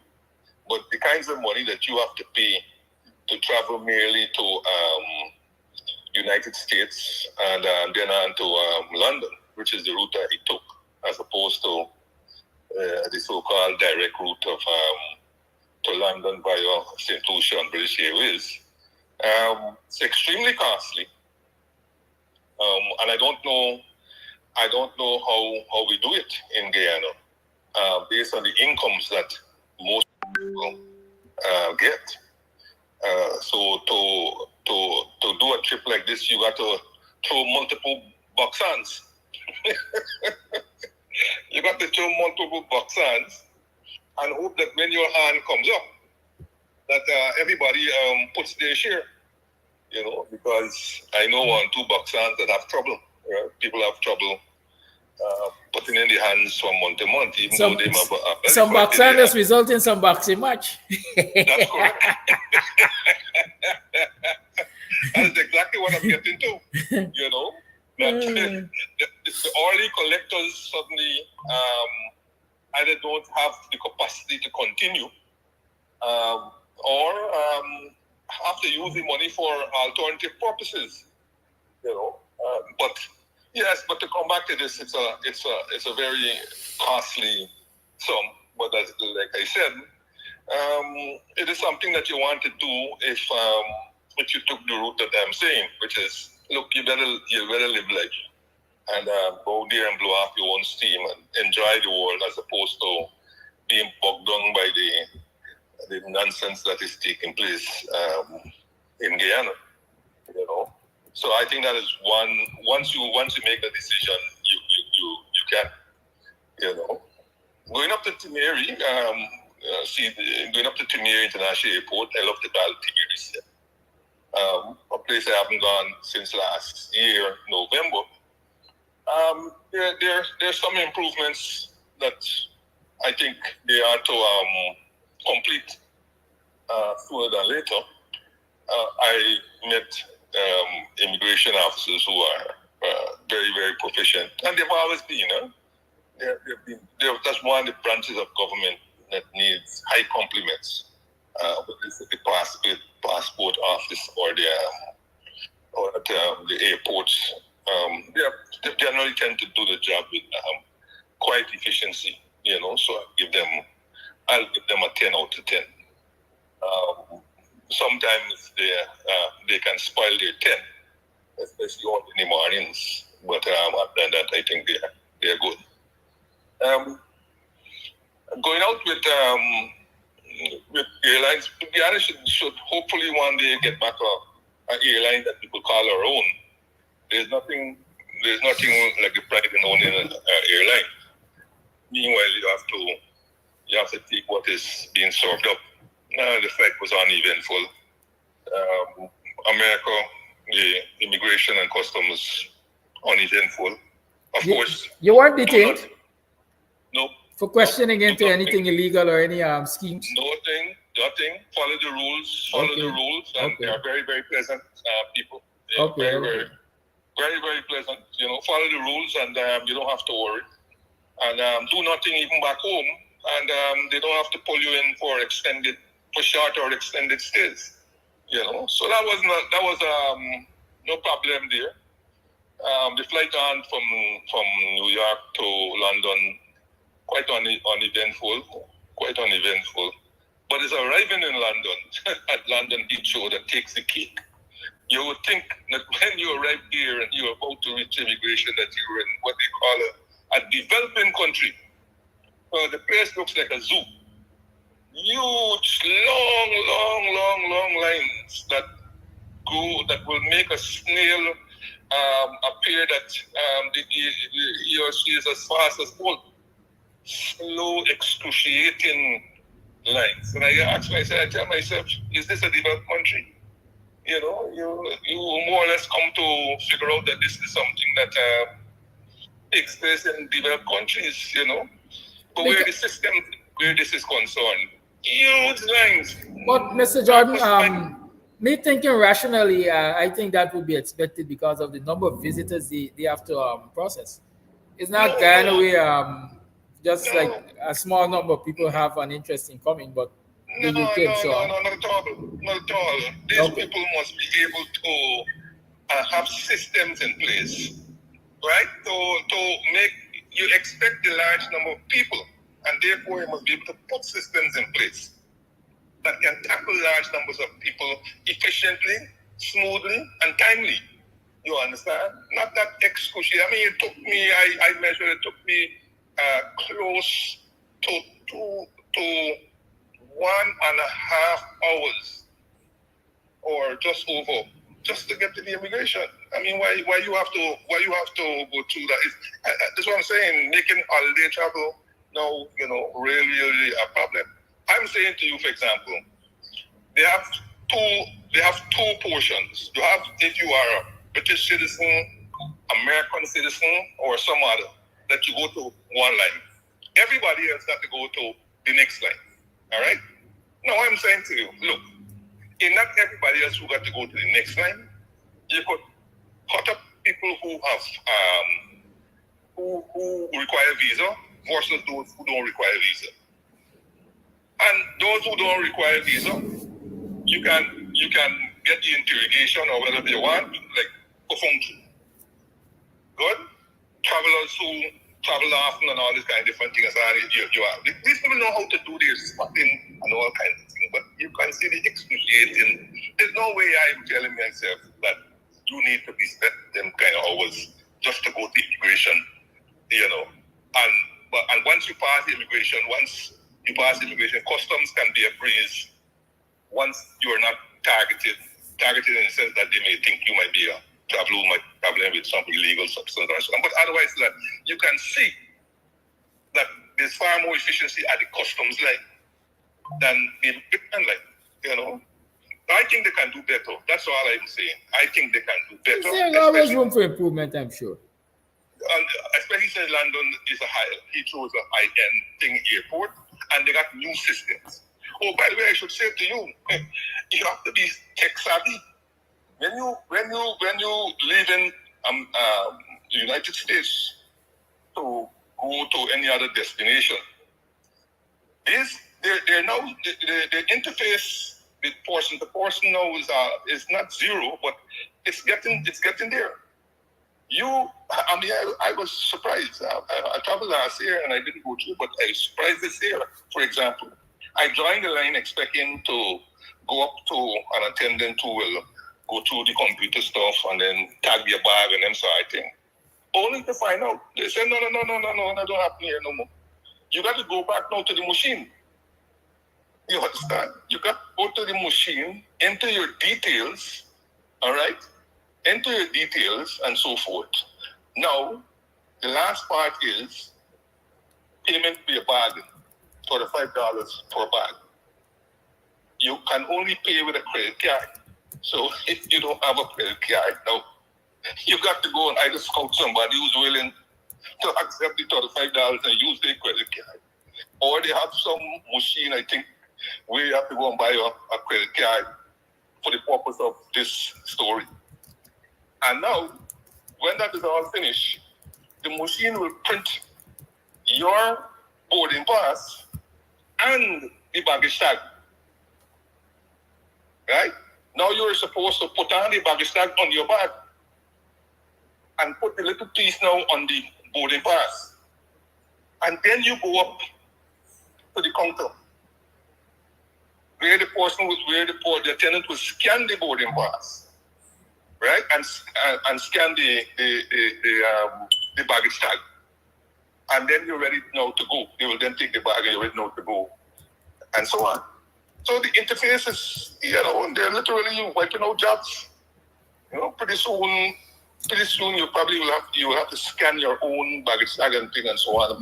Mr. Jordan, make an idle boss like I experienced this thing before you, right? I got up to the desk and I was told that I got to pay. I think I had a little overweight, so you have to pay $20 or something. And think I can't take out money. I said, no. We ain't dealing with that. You gotta go across to that machine and push in your money and you're gonna convert, you're gonna give you a card. They tell you the exact amount you gotta put in. The amount is added to a credit card or a debit card, whatever it is. So you now have a card, right? And you pay your money and you can use. The good thing is that you can recharge that card anywhere around the as you're traveling. You can recharge it so you can pay the metro and you can pay all kinds of things with it and so on. So the first card I throw with about $3 on it, and then I learned $3 big money, right? Of course. I mean, whereas people will pass at $10 in Guyana, $10 kind and so on. $3? Man, that's huge money that could take you a lot of places. Big money, boy.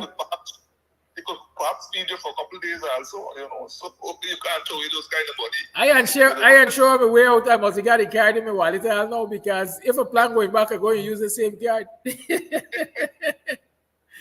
I'm happy, and I use a bus to get. I like using buses. I use a bus to get from London to Sheffield, and that bus takes about close to 5 hours, but it's good because it takes you a number of places and so on, and that's part of the whole setting, And so part of my activities here also to go certain other places. Last year I went to my university where I entered 40 years ago, and I intend going here again 40 years after I left it. So those are part of the activities that I intend to go. But I on this. So I think sometimes they don't tell you how somebody's traveling and so on, but I think some people ought to know and ought to be prepared where traveling is concerned. So it can be a problem. And I see increasingly more and more people now are wear masks because there's some situation where they believe another strain of COVID may be hanging around. So that is also something that people have to take account of also. A lot of people are wearing masks and so on. But one of the things that is tangential, if not part of this whole trip story, is back to Guyana. I could not find a single pound. I was trying to buy some pounds because you come into the UK, but I could not find a single pound in Guyana. And I'm not exaggerating. I call a good friend of mine in the banking system, asked if they have pounds. He said no, they're out. He graciously agreed. He graciously agreed to scout around using his contacts and so on. A couple of days afterwards, he came back and he said, "Boy, he's not sure what is happening, but there are no pounds in the system, or something. He can't get any." I said, "But this is crazy. I mean, I know I could answer and tell me there are no US dollars, but for them to have no pounds in the system." He said, "Boy, I didn't have no pounds." I said, "What about some euros and things?" And he scouted around and so on, and he was able to find some euros.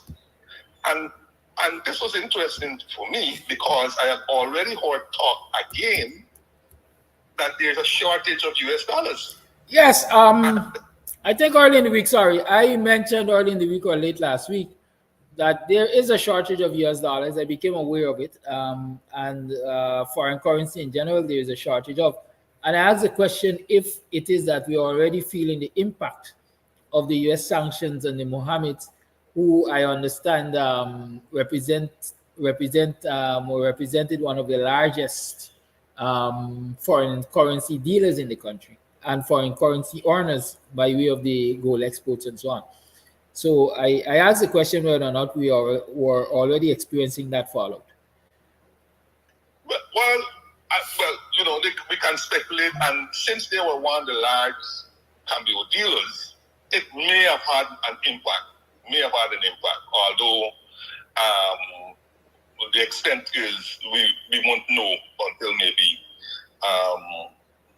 over some time has elapsed to understand what that impact will be. Because clearly, what happens in a system where there is more than one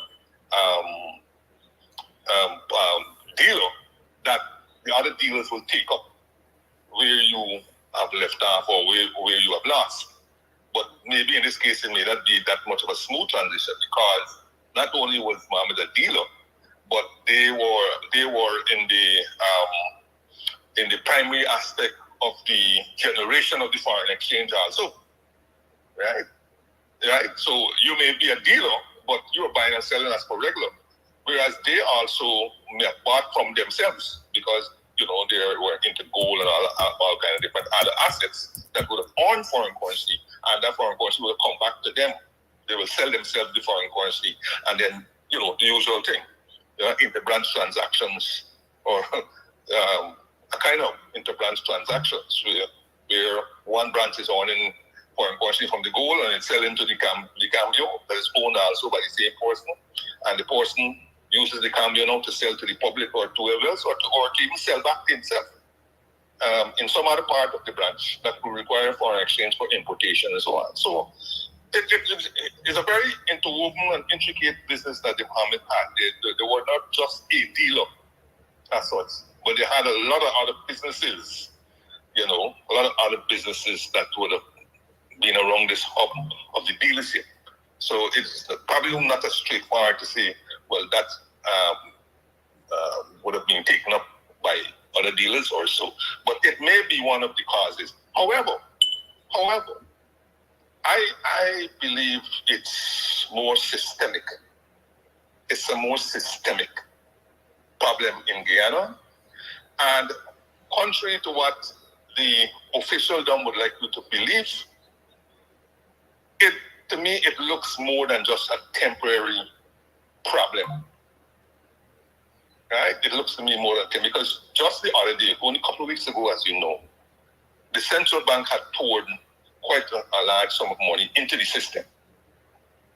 And there were claims that now the system has been cleared. I told a friend who called, I said, no way the system was cleared, but the amount that they put in may have helped. I don't know any more than beyond that they put the amount in the system. I don't know where's the money went to and so forth, but yeah, it would have helped. But I know for sure it would not have cleared the system as such. And I tell you why. When you look at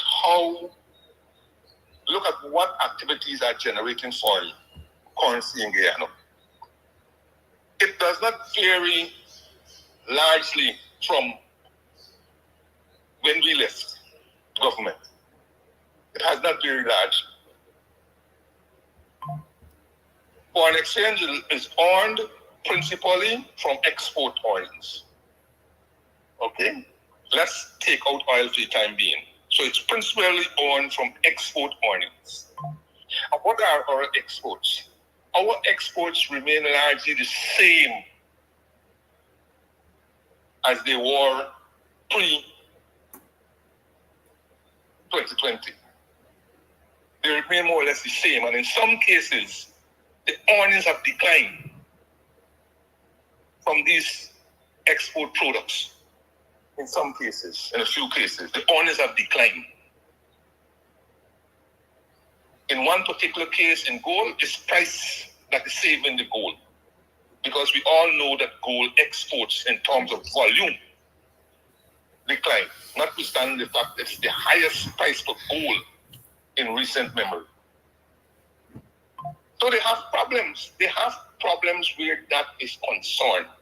That rather than expanding, the non-oil export sector is not growing at the momentum that they require to service the economy. That's one. Two, when you come to the oil now, export, oil exports have been increasing, granted, both in terms of volume and value. It has been increasing. But what comes to Guyana essentially is what is saved in our natural resource fund. Okay? So the amount that is saved in the natural resource, or goes to the not saved, but goes to the natural resource fund, is what we get from oil directly. So that amount does not come to the system immediately. It stays outside of the system. Meanwhile, the system is undergoing pressures. Right? People are demanding foreign currency all the time and so forth, but the system cannot react.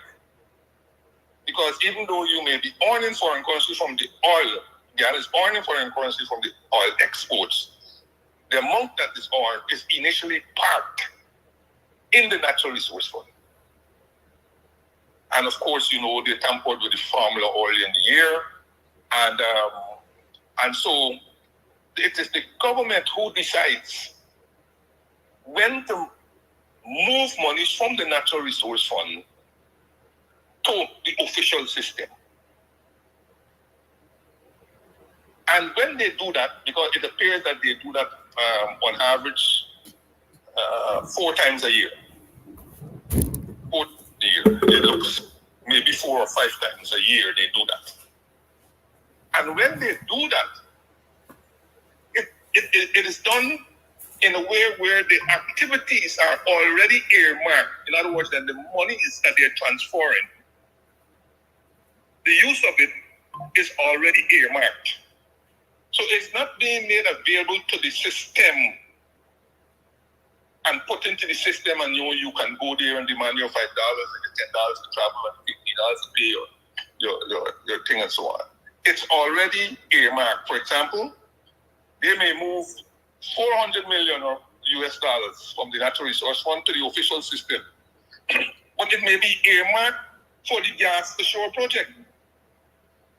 You see what I mean? It may be earmarked for the gas to shore project or some other project. It is not available for the system to be used by Kidackie and whoever else for any small or medium activities or to pay whatever. So again, the system is not really getting, the general system is not really getting access to the earnings of the oil sector because of the earmarking of the resources of the oil sector for specific activities, mostly of the government. So that is on the one side. It's very rough. I mean, not no heavy analysis, but it's very rough just to paint a picture for your viewers. Now, on the import side, now this is where the problem is. This is where the problem is. On the import side, the imports have exploded, has grown faster than your capacity to earn foreign currency. Now, while we may be going to some Caribbean investment forum, I think opened yesterday and so on, and we're crowing how good is our investment climate and all these kind of things. Got no problem with that. But the investment that Guyana has been able to attract over the last years, and it doesn't only include the last 4 or 5 years or so on, largely these investments are sucking foreign currency from our system rather than generating foreign currency. You name it, you will see it. You have an explosion of companies in the food and entertainment sector, for example. I saw one a couple of days ago that was open, PS channel or PT channel or so on. And you know, you have all kinds that there. You have Wendy's, you have Burger King, you have all these things. Now you're hearing with Chuck E. Cheese and Miami Subs and all these things that are coming. These are not foreign currency earners. These are foreign currency suckers. They will suck foreign currency. The very little foreign currency that you earn in, they are going to suck it out to your system. Explain why, Mr. Jordan, for the benefit of us viewers. But there's no explaining why. Let us put it this way. Let us say restaurant X. Let us say restaurant X that comes from let us say United States. They come into your country. Okay? Now, when they come into your country, 90% or whatever of their inputs, they are imported. Whether it's the beef burger, or the bread, or the forks, or the napkins, or whatever. Because they have a brand.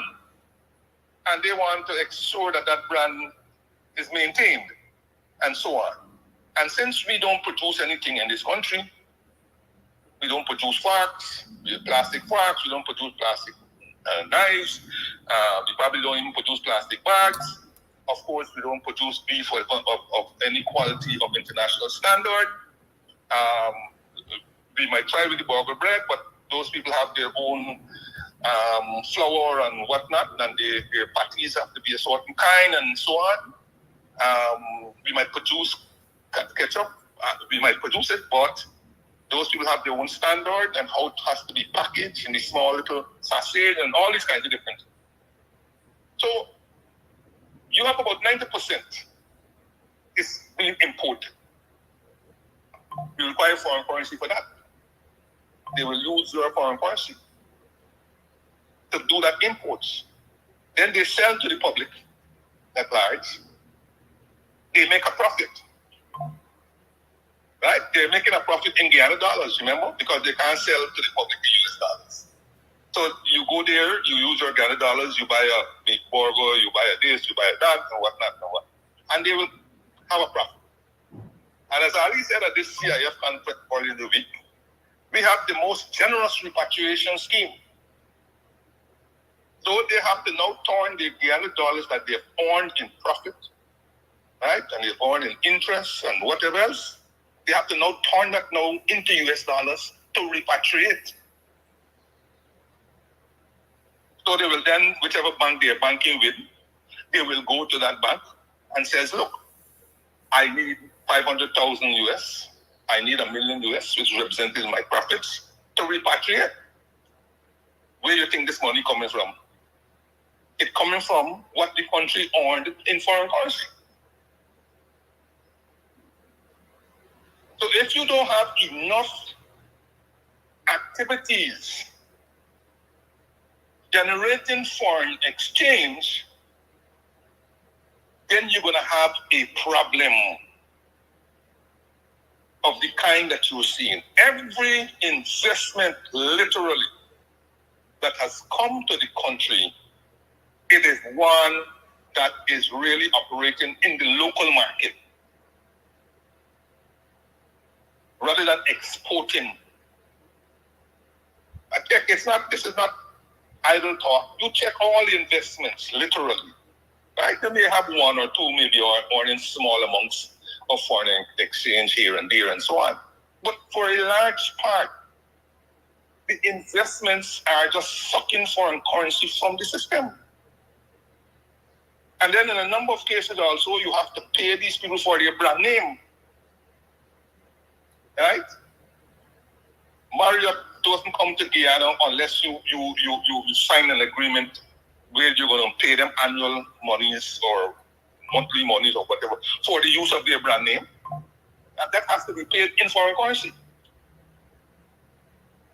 True, they may be earning foreign currency because when people come, when foreigners come and they stay at Marriott, they have to pay in foreign currency. So they may be one of the better ones where they could be a net foreign earner. Right? They could be a net foreign currency earner. But in cases where they have large amounts of Guyana dollars that they're using, and if they make a profit in Guyana dollars and they wish to take it out, then they're going to take it out by going to the banks and demanding foreign currency to take it out. That is the point, you know. And so you have that on the one side. You have lots of investments, but these investments are not generators of foreign currency, right? And every time a contractor, an overseas contractor comes to Guyana, right? And you see now they are using a lot of overseas contractors in private businesses. A number of the hotels that you see going up, private hotels that you see going up, are being done, as you well know, by an overseas contractor. In our case, it's not anything bad, but Chinese contractors are building some of the hotels that you see going up, and you could see them there. They're building some of the other buildings that are going up. They have built some of the buildings that have already gone up, and so on. I believe it's a Chinese contract, for example, who's building that building at Waterloo and Common Street, right? There's a Chinese contractor, I believe, that is building the hotel, I believe, at Timeri. There's a Chinese contractor, I believe, that is building the building at Oglu, the one at Oglu. There's a Chinese contractor that built the wing at Pegasus and so on. So they're all around. They're all around. And when they make a profit, it's in Guyana dollars. And so to repatriate their profit again, you have to go and demand US dollars when they're repatriating. I ain't saying there's anything wrong with the Chinese. I mean, they've been doing very good work in some of the, all I'm saying, whether it's Chinese, Japanese, Americans, and so on. The point is that the more they are involved in the economy in these non-foreign exchange earners, is the more there will be the pressure on the foreign exchange for repatriation and other purposes. Okay? And then, of course, Guyana has become a victim of its own quote-unquote progress. I'm using the word progress very, very loosely, right? To mean all this building and so on that is taking place. Since we don't produce a large number of the things required for the expansion, you have to import them. You have to import, you have to import literally everything. And as I said, when we had the housing program, for example, in the 70s, a fair amount of it came from local. In the case that you have right now, you have virtually little in the housing sector that comes from local, And you're hard pressed to understand, for example, when they have all these housing exhibitions that they hold annually and whatnot, to figure out, why are they inviting, Indians, Surinamese, Trinidadians, Americans, Japanese, Chinese, and all these different things to your building expo? What it is that they are going to be bringing beyond the technology, to the housing program. Because they're all going to import the cement and the chipboard, as we used to call it, and the whatnot. At least in the program that we had, a number of things that was there. And there seems to be no promotion of, say, the forestry sector in the building of housing in Guyana. All right? There seems to be no promotion of it. You're a wood country, but you're not promoting it. You're building concrete houses like hell. And then you have to import a large number of air conditioners to cool the concrete houses. And all of that puts pressure on the foreign currency market, the very limited foreign currency that you're earning. So Guyana has a lot of problems, and they're not of a temporary nature. They're not of a temporary nature, right? Not unlike what they're saying. And until we have a deep study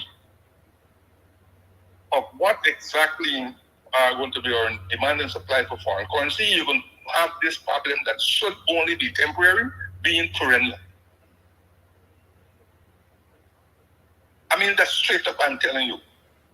There's no question. You can't continue the way that we are going, where earnings of foreign exchange are growing at considerably, and the pace of imports that one right. Okay?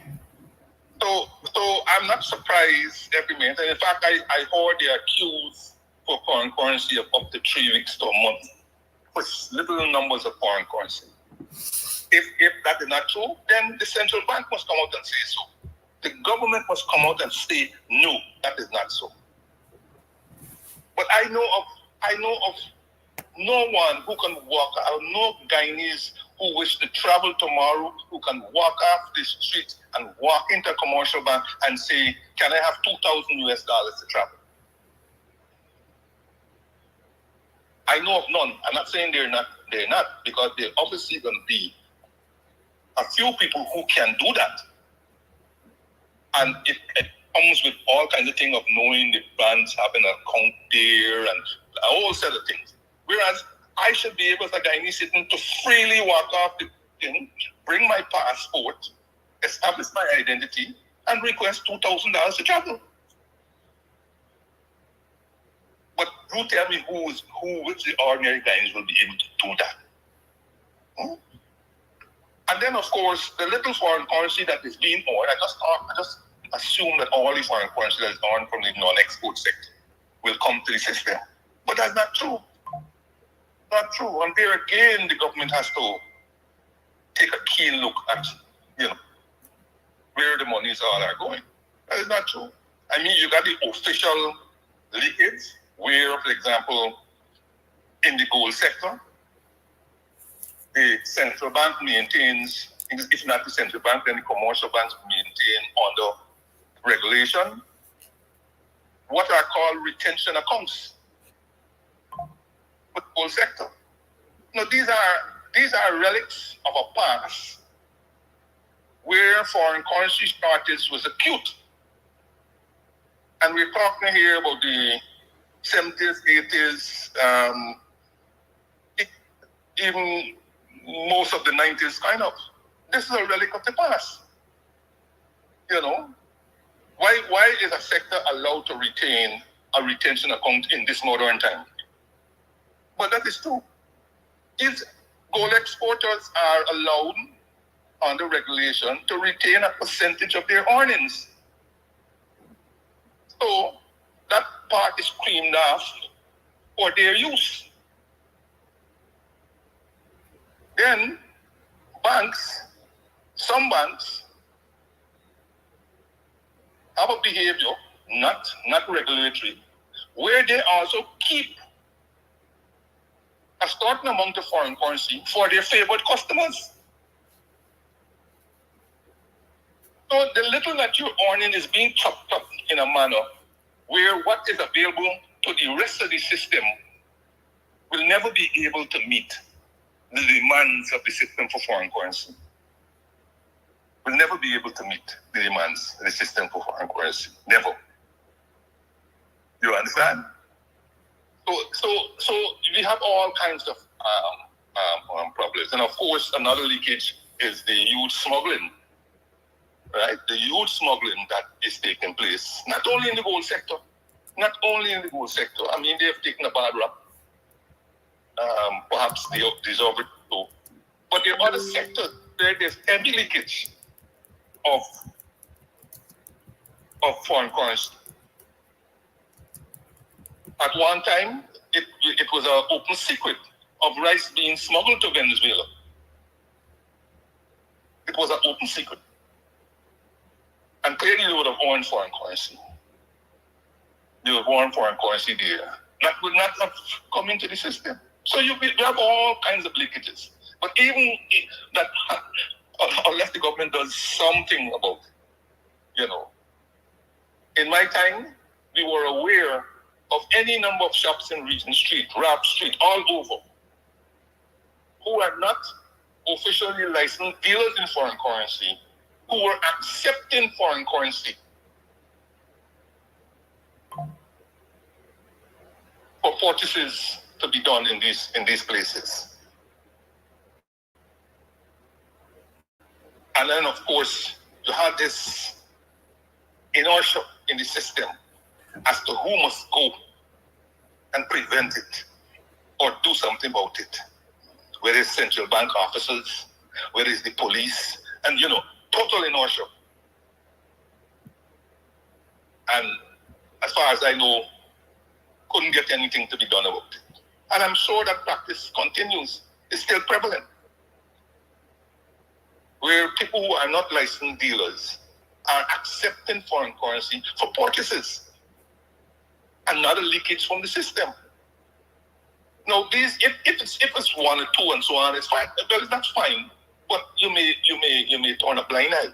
But when it's in significant numbers, it will have an impact on the economy.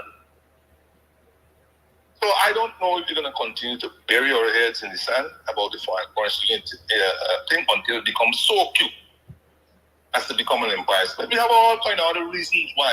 The government itself is a contributor, and they may be one of the largest contributors to the shortage of foreign currency. Because when you look at the government's budget, there's a large portion that is financed from local borrowing. A huge portion that is financed from local borrowing. And as I said to you, let us put it this way, for simple breakdown. If the government borrows $100 from the banking system, the local banking system, and let us say they want to use that $100 to build a little pavement in Buxton. And let us say the pavement don't cost $100. Now, the pavement requires steel, it requires cement. Those are going to be two key ingredients in the construction or building of the pavement. Good? Now, Guyana doesn't produce cement, and Guyana does not produce steel. So this $100 that is required to build that, you don't have to go to the bank and convert the $100 into foreign currency to purchase the cement and to purchase the steel. So the government will have to demand foreign currency from the banking system to build that little concrete place. And with all the other activities that the government, particularly in the electricity sector, with the expansion of the electricity sector and its demand for equipment and all these kinds of stories, as I said on a program before, the reserves of the central bank are used for two principal imports. One is the pay of the official debt, right? The servicing of the official debt, which is government debt, really, right? The principal, the repayment of principal and interest is done by the central bank. And the other one is the purchase of fuel for GPL. And as you know, fuel purchases of GPL have gone up significantly. And the cost of fuel, as you know, the price of fuel has gone up significantly. So those two together will place a huge demand on the reserves of the central bank. Right? Already, the international indicator for adequate reserves is 3 months of import cover. But we have not been able to, even under my stewardship, we were unable to maintain a 3-month position. And I think right now, the central bank is only at 1 point something months of import cover.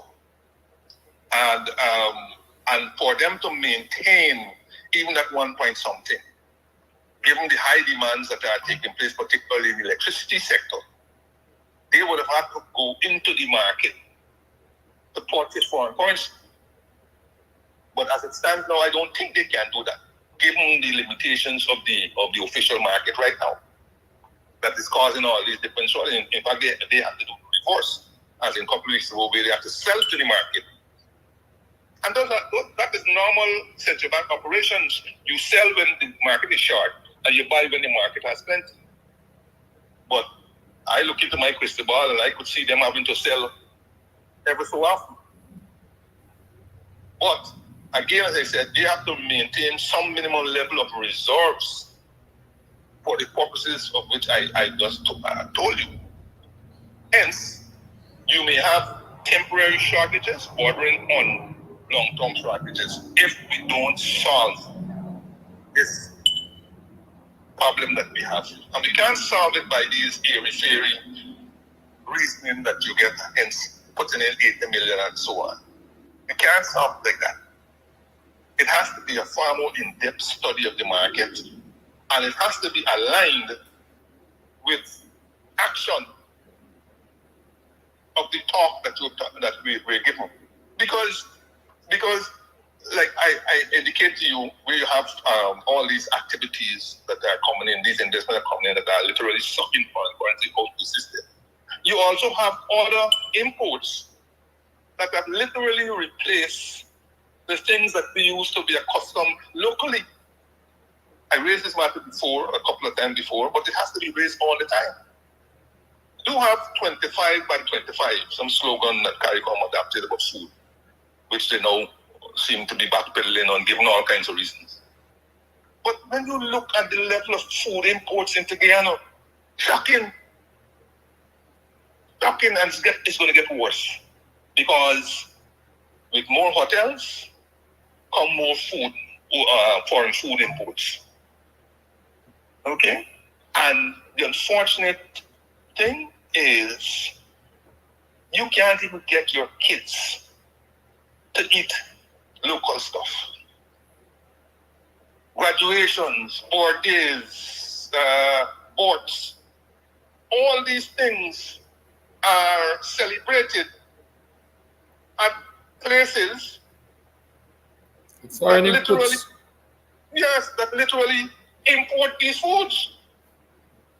There is chicken and potato chips and burgers, and all these celebrations are taking place at places. They're not taking place at Sylvie's domestic food eatery, you know, where a local cake is baked and, you know, and chicken are done on the barbecue grill and whatnot and so on.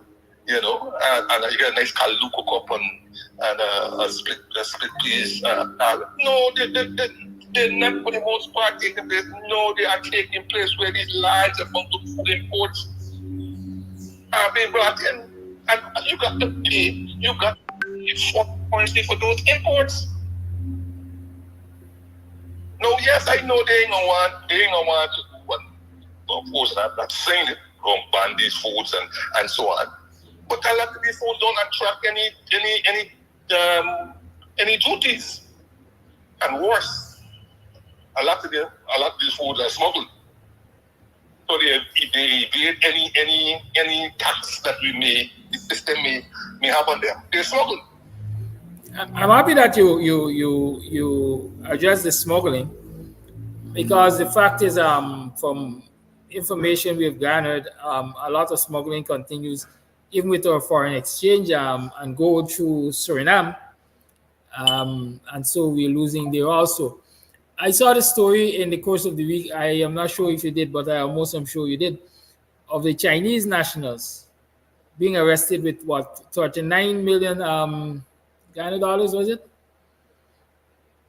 I think for me, I'll wait and let that story evolve, because, you know, like I said, Guyana is not one of them real country, you know. Guyana don't operate on the laws of anything, physics, gravity, and so on. It got its own laws that is happening. Because you're telling me something about based on intelligence and based on that. Let me tell you something. All over this country, there are any number of illegal activities that are taking place for which the government knows. The government knows. Okay, well, let us be rational. The United States Trafficking in Person report had indicated that we must keep an eye out on Cubans and Chinese. Do you remember that? Yes, I have. Good. And suddenly, after that report has come out, you say you raid some Chinese place with something. And of course, you know, there are all kind of accusations being made about whether it was 59 million, it was legitimate money, and all this kind of story. But I am saying to you, do you know what is going on in our hinterland, in our interior and so on? There are large numbers of people operating in that sector, all kinds of nationalities, legal and illegal. We don't know what is taking place in those sectors. We don't know who gave them the permission, if they have any. We don't know what they are producing, because we don't have any inspectors and GR and all those kind of things in those sectors. Huh? Large mining is taking place of gold, other precious metals, of timber, and all these kinds of things that are taking place in Guyana. And I am saying to you, officialdom has to know that is happening. So, you know, I mean, if whatever they're claiming they have done and putting all this money out there and so on is legit, well, then kudos to them. But I'm saying to you that shouldn't be a one-off activity if it's indeed legit what they've done and so on. And I'm saying legit from the standpoint that you know, there's a contrary view that suggests that, for example, there's more money and the people might have been legitimately earning the money and whatnot. So we don't. The jury is out on whether that is legit. We have to see whether charges are going to be made and how that story develops. So I won't rush to that. But I'm saying, any intelligence, you don't have to go far for this intelligence. You know, I could tell you a certain street in Georgetown where you could go and observe serious gambling that is taking place. Not puny money, let them chip boating that we do, or them by do the sidecar. No? Serious money. And that is only one of any number of gambling dens that they're having here. And where is the money coming from? So, I mean, we put in more and more laws.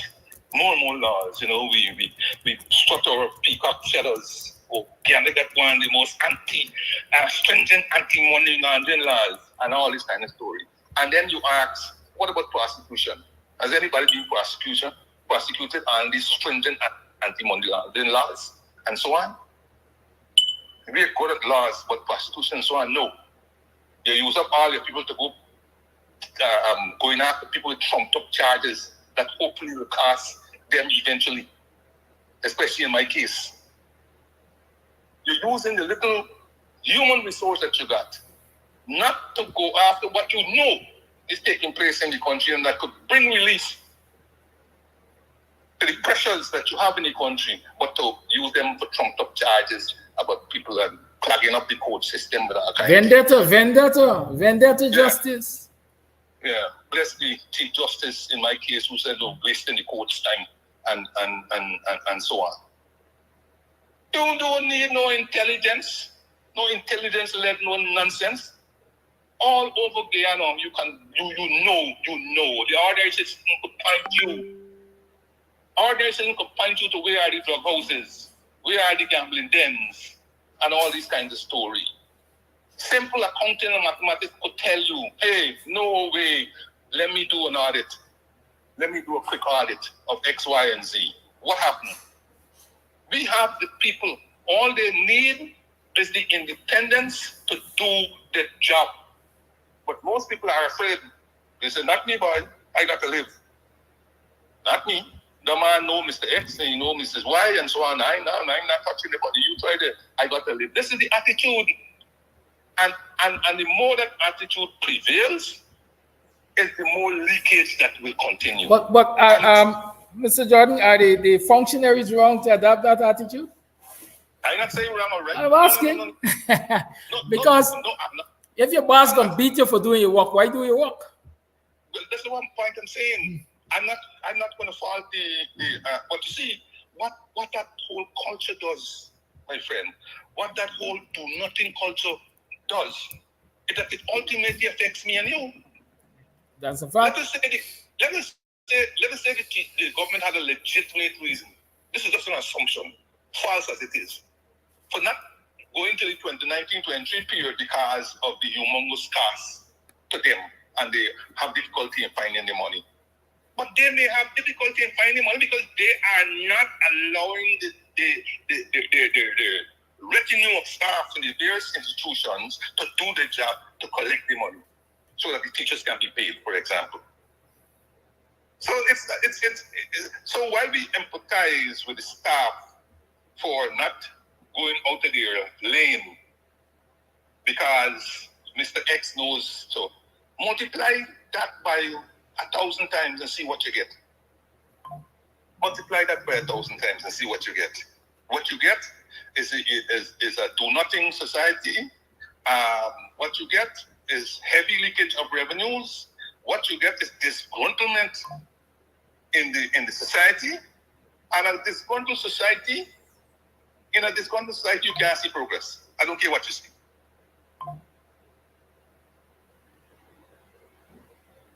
So Kidackie, I didn't want to snub this man because of their communication, but I said to myself, what it is that, is this government serious? I mean, every now and then the Americans strongly put something and you go there and you suddenly find something and so on. You're waiting on DOJ now to send you back information as to why you sanction X and Y and so on. It's a Mickey Mouse, man. It's a Mickey Mouse arrangement. What if the Americans never send you anything? You're going to tell me that this story then? That will suit them quite fine because they don't want to do anything. Well, I made this point to you in this program a couple of weeks ago. If the government is serious about doing anything, not only this matter, anything, it has the means and the capacity to do. And if you don't want to do anything, you also have the stalling and the procrastination that can take place in the hope that the matter will go away. Meanwhile, the economy suffers. And all those who are actors in the economy, they also suffer.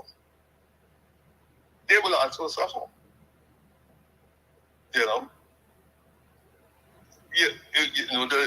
What they're doing is not working, but they will continue to do it. How will that be progress? So like I said, though, we got to watch the right way this foreign currency story goes, in my own judgment, I believe they will be unable to solve the foreign currency, permanently solve this foreign currency crisis, given the do nothing action really, or do little action, and given the whole structure of the economy, which is worsening, which is worsening. And, award to Ali. If I worry him, I'll be careful which activities I'm seeing at, because ultimately you may be perpetuating the same problem you got. Send your underling to go open these investments that for all intents and purposes, when you look at it, what it is that they're giving to Guyana, what it is that they're contributing to Guyana. I saw a very good letter into his papers by some keyboard nerd, where he's saying, you bring in an investment with a Chinese name to do what? To teach you how to cook or eat Chinese. We got some of the finest Chinese places. A favorite of mine used to be that place in Durban Street. That's one of the finest chicken and chow mein and lau mein and so on. You bring in these pieces thing. And what do they add to our cuisine? And what does it add to our culture? In terms of jobs, what is it adding? And so on. What kind of jobs?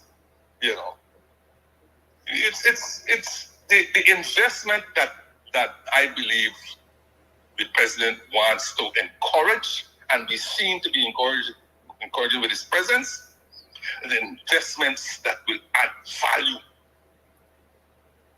to our economy and bring forward much needed foreign currency. The rest of the investments, well, look, send your underling and let they deal with that. The more restaurants you bring in this country and we got to import all this stuff and so on, you should be crying a tear. You should be crying a tear, because notwithstanding the fact that you're exhorting people to buy local and use local products and so on, it's not good enough. It is not good enough. And people not even listening to you, right? They're not listening to you because they, and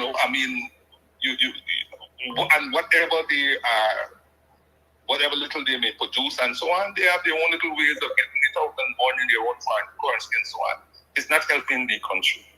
It's not helping the country. But if I worry him, I'll be careful what I'm seeing. Because for me, these things are just multiplying your problems that you got in the economy. They're not adding value, and they're not adding foreign currency to the system, right? And they are going to, if these people can repatriate the $1 profits, they're the first to be screaming about the economy. They will be the first. And it's unfortunate that the government will react to them and not react to me and you, who can't scream loud enough if we can't get a little $500 to travel. Maybe ready to go on with vacation. So, Kidackie, I summed up a mouth up. It's one part of four. Before you go, I want you to comment on this belief that a lot of these quote unquote foreign investment that you're seeing are actually foreign representatives of local government operatives and friends of the government. Well, I don't know. I can't comment. As I said, you know me already. That's going to be safe, but I don't like to comment on things I don't know, and I don't like to make conclusions if I don't have data to back it up. Essentially, I know you got to hook up in the systems. What the system is saying. No, honestly, I haven't been part of that since I've stayed with since 2020. So I don't even have an ear to the ground on some of these matters. You hear this and you hear that and so on. But like I said, Guyana is a rumor mill of unquestionable fact. But they may, in every rumor there may be a grain of truth or so on. But whether they are or they aren't, the point is that ultimately the profits earned by these people will have to be repatriated. And repatriation of profits means that they have to convert the money, the Guyana dollars, to foreign currency and get it out. Okay? And that would put pressure on the economy that doesn't have enough foreign currency owners, right, doesn't have enough, both in terms of quantity and both in terms of the magnitude that they earn. And that will continue to be. Do you know that remittances maintain a very large share of the non-oil foreign currency earnings in Guyana? Remittances still, I think remittances is over $1 billion. And I don't think we have any export, non-oil export. Maybe I don't have any figures in front of me, but maybe with the possible exception of gold, that has that kind of earning power. You know, I don't have it in front of me, but there you have your problems. And of course, I don't even want to mention the fact that sugar, instead of being a net foreign currency earner, it's now a net foreign currency loser, of course. You know, but I mean that's for another time. But I think that is something people know already. But yes, I'm gonna prepare to go and catch a train and go see more of the mother. All right, sir. Thank you. Have a good day. Yeah, my brother. Enjoy your vac. Keep up the good work. I know you can't travel. But doesn't mean that you're not gonna explore more of your country. You know, I said during the 2020 election round season, I finally got to see Monkey Mountain. You know, when you're growing up, they said they're saying to Monkey Mountain as you know, as some lost away place and so on. But Monkey Mountain happens to be a very beautiful place. You know, very, very beautiful place. So you can, in every problem and so on, you have to find that kernel of hope.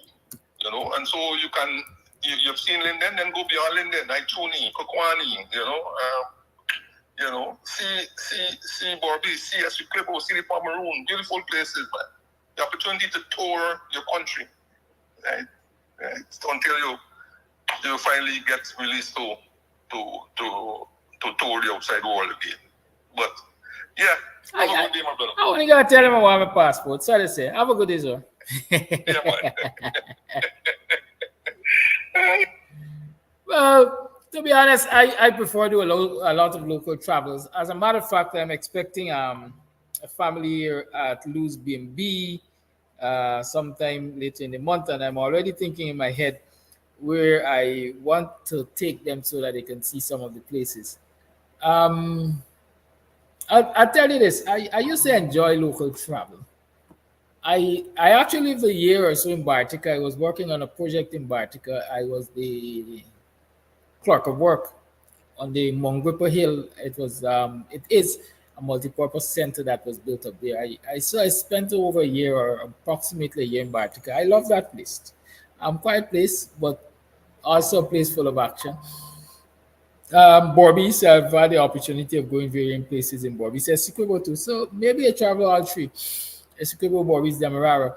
There are some beautiful places in this country. And but one of the things we always argue about is when you compare the cost of traveling Guyana to travel outside of Guyana, you want to know, as we usually ask, if you're living in a real place. Right? If you're living in a real place, it's quite expensive to get around this country, especially if you want to go sightseeing and so on. It's quite expensive. But it's also rewarding when you can afford it. Good? And so, like Mr. Jordan, I encourage anybody, man, see as much of Guyana as you can, and then you can venture further afield. I'm a local guy, man. I like that. I did promise that you'll have the opportunity to say your say, but I am sure you've had great benefit from what Mr. Jordan has said. I'm informed by one of the viewers that a lot of the businesses which are now coming to Guyana are going out of business in the United States of America, for example, P.F. Chang, right? So the things might be getting tight in the U.S. and elsewhere, and so these businesses are looking for new grazing ground. And why not come to Guyana if you're going to get a 10-year, what do you call it? Tax break. Why not? Why not? And so coming to Guyana is a rescue for many of these businesses because like the viewer said, they're going out of business in the US because things are tighter. Things tight, the economy was a little constricted and so on. And so they get all of these glorious offers from the Guyana government. And so they head down here. Good. Keep that in mind. I saw a couple of voice notes. Let me see. Let me get them played for you. Yeah, let me get them played for you. Remember the Cash App, $ Camps TV. Good morning, Mr. Amsterdam. Good morning, viewers. Afro-Guyanese and Indo-Guyanese have to make up their mind to get the PPP out from government. I was listening to Glenn Lal, and one of the things that caught my attention is when he said he got information the government's supposed to sign a secret deal with some Jews to give them acres and acres of land in the interior. And he said when he get more information about this situation, he's going to let the Guyanese people know. Guyanese, y'all, if y'all don't get up and get, y'all gonna be poor in your country because the government of Guyana is allowing foreigners to go in the country and reap the resources. Among the things that Glenn talk on the show, it's a lot of information, and I want y'all to take it very seriously. Your life gonna be in danger because the government of Guyana is not looking out for ordinary Guyanese. Look at the attitude. All you need to get serious. All you need to get serious in the next election. Make sure you remove the PPP from government. If not, you people will continue to be discriminated and you people continue to be poor. So I got to get all the act together. This is serious times in Guyana. That is my take for today. Pleasant good morning to you, Brother Kidackie, Dr. Hines, and Brother Tukuma Gunse, the others in the WPA. Brother Tukuma Gunse, Brother Tukuma, big up yourself, big up yourself, big up, big up, big up, big up, big up, big up. And you're Brother Kidackie. Just install so-called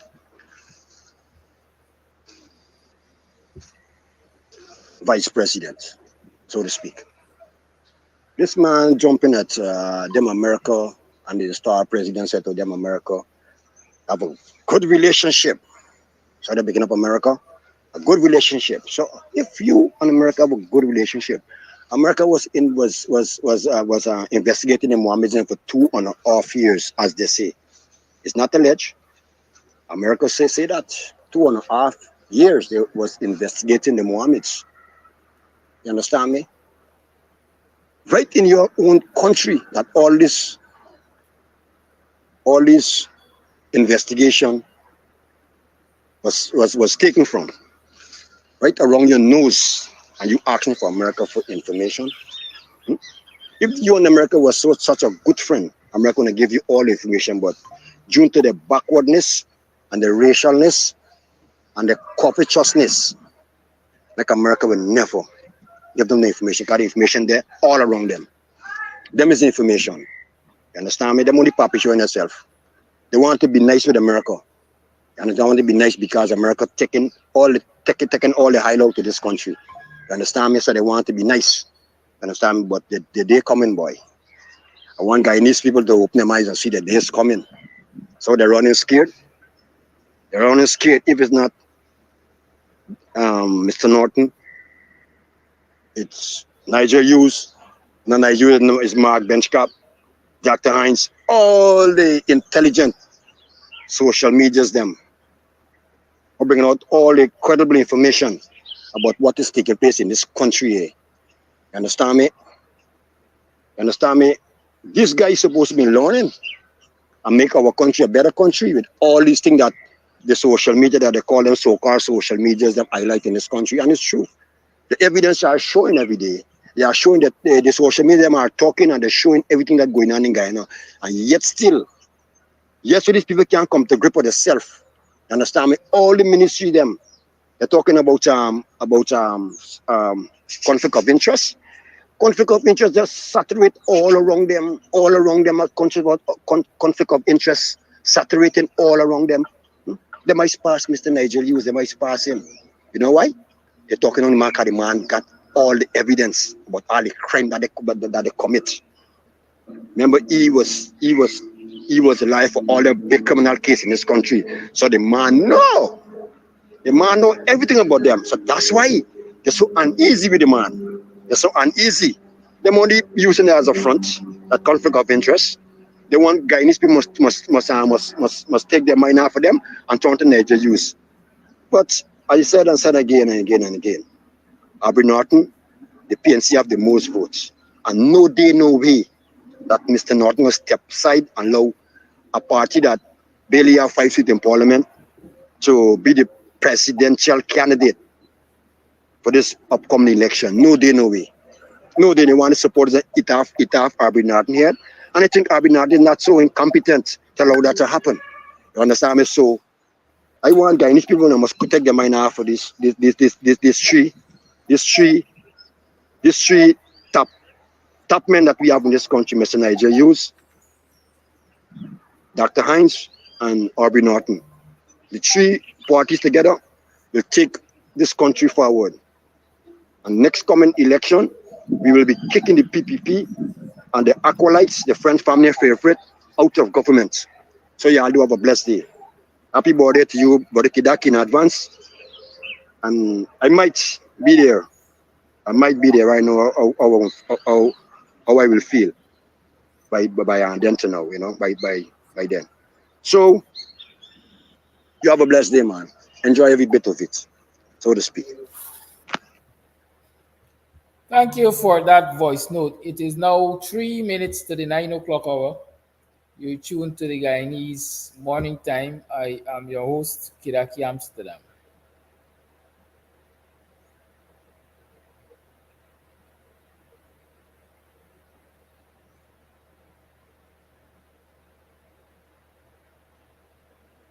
Yeah, so 2 minutes to the 9 o'clock hour. I'm about to wrap the show. I can take one other voice note, one other phone call, so long as it's not going to be lengthy. Verbose, I should say. You can send it to me. You could call, and let's wrap the show perhaps on that note. Remember, the Cash App is $KAMSTV if you care to contribute, that is. And then there's the Zelle 862-373-5187. You're a downer. Go right ahead and make your contribution. Call it live. Yeah, happy birthday and good morning in advance. All that the minister said was good. Kidackie, I don't know how you can assist us with this. Now, all the mini buses that work from Villeneuve to Perico, you travel up to Villeneuve, you pay one passage, but when you get into a minibus to return, anyway from Villeneuve onwards, you have to pay $200. My fare is $120. Yesterday I was left partly stranded. I saw police and I spoke to the police, the traffic police. The police said to go to the station and report when the minibus called for the exorbitant fare. But all the buses are taking that. So I don't know if you know me that is listening.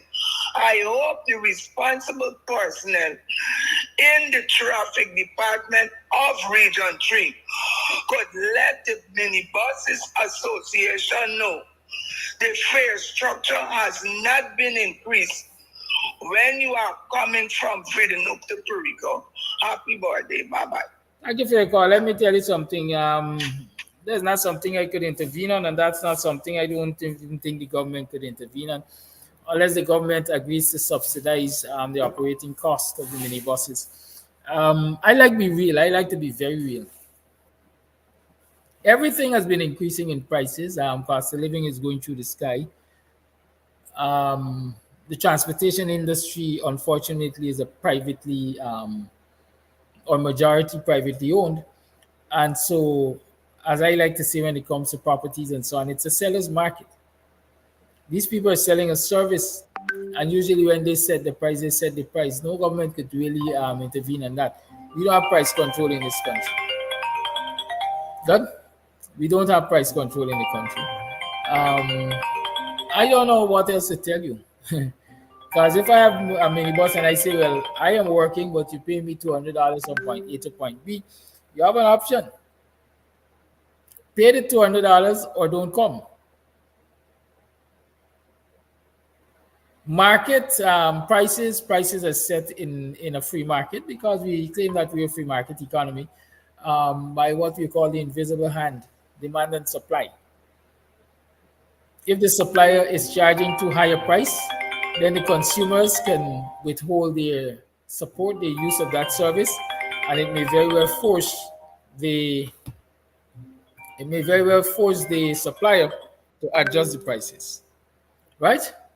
It's the only way that it really works. If people don't travel at the cost that the operators are charging, then the operators will come to a point of recognizing that people are not traveling at that cost, and so they will have to readjust the charges maybe to the original charges. But so long as people um, so long as people are paying the prices, then the operators will charge the prices. And even when people don't want to pay the prices, many operators will choose to hold for the prices and maybe park your minibus for 2-3 weeks, 2-3 days. And so people come to recognize the importance of the service that they're providing. So there's nothing I can do about that. The government has to deal with that. I don't know many countries where there isn't a public transportation service operated by the government. Right? Because when there are public transportation services operated by the government, then automatically the government becomes a competitor to the private sector. They don't try to run them out of business, but by their mere presence, they form a regulatory role, even in a free market. Because then people have a choice. We travel with these people charging us exorbitant fees, or we travel with the government transportation system, which may not be on time every time or might be running on the hour. And so if we miss it, we know that we have to catch the privately owned service vehicles.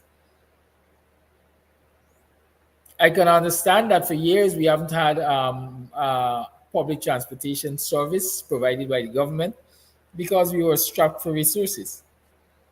Are we still strapped for resources?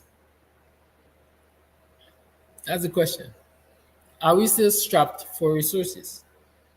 Or is it that the government doesn't care about the well-being of citizens, so much so to put those services in place that will ease the financial and other burden? They claim they can't give people more money, or they're not willing to give people more money, or if they give people more money, it will lead to runaway inflation and all kinds of things. But there are other means and ways that it can ease that financial burdens on citizens. Right? But guess what? This is Ghana. Your comment is the PPP. Have a good day. If you want changes, then you have to work for changes. That means we have to really and truly get out there and do the work to get the PPP out. Have a good day. Tomorrow is my official birthday. Birth date, 12th of July. Most likely I will be here because I love being here. But let's see what happens. If you don't see me, then don't ring down the phone and ask if Mr. Amsterdam, you got a program. Mr. Amsterdam, have a good day. Bye-bye.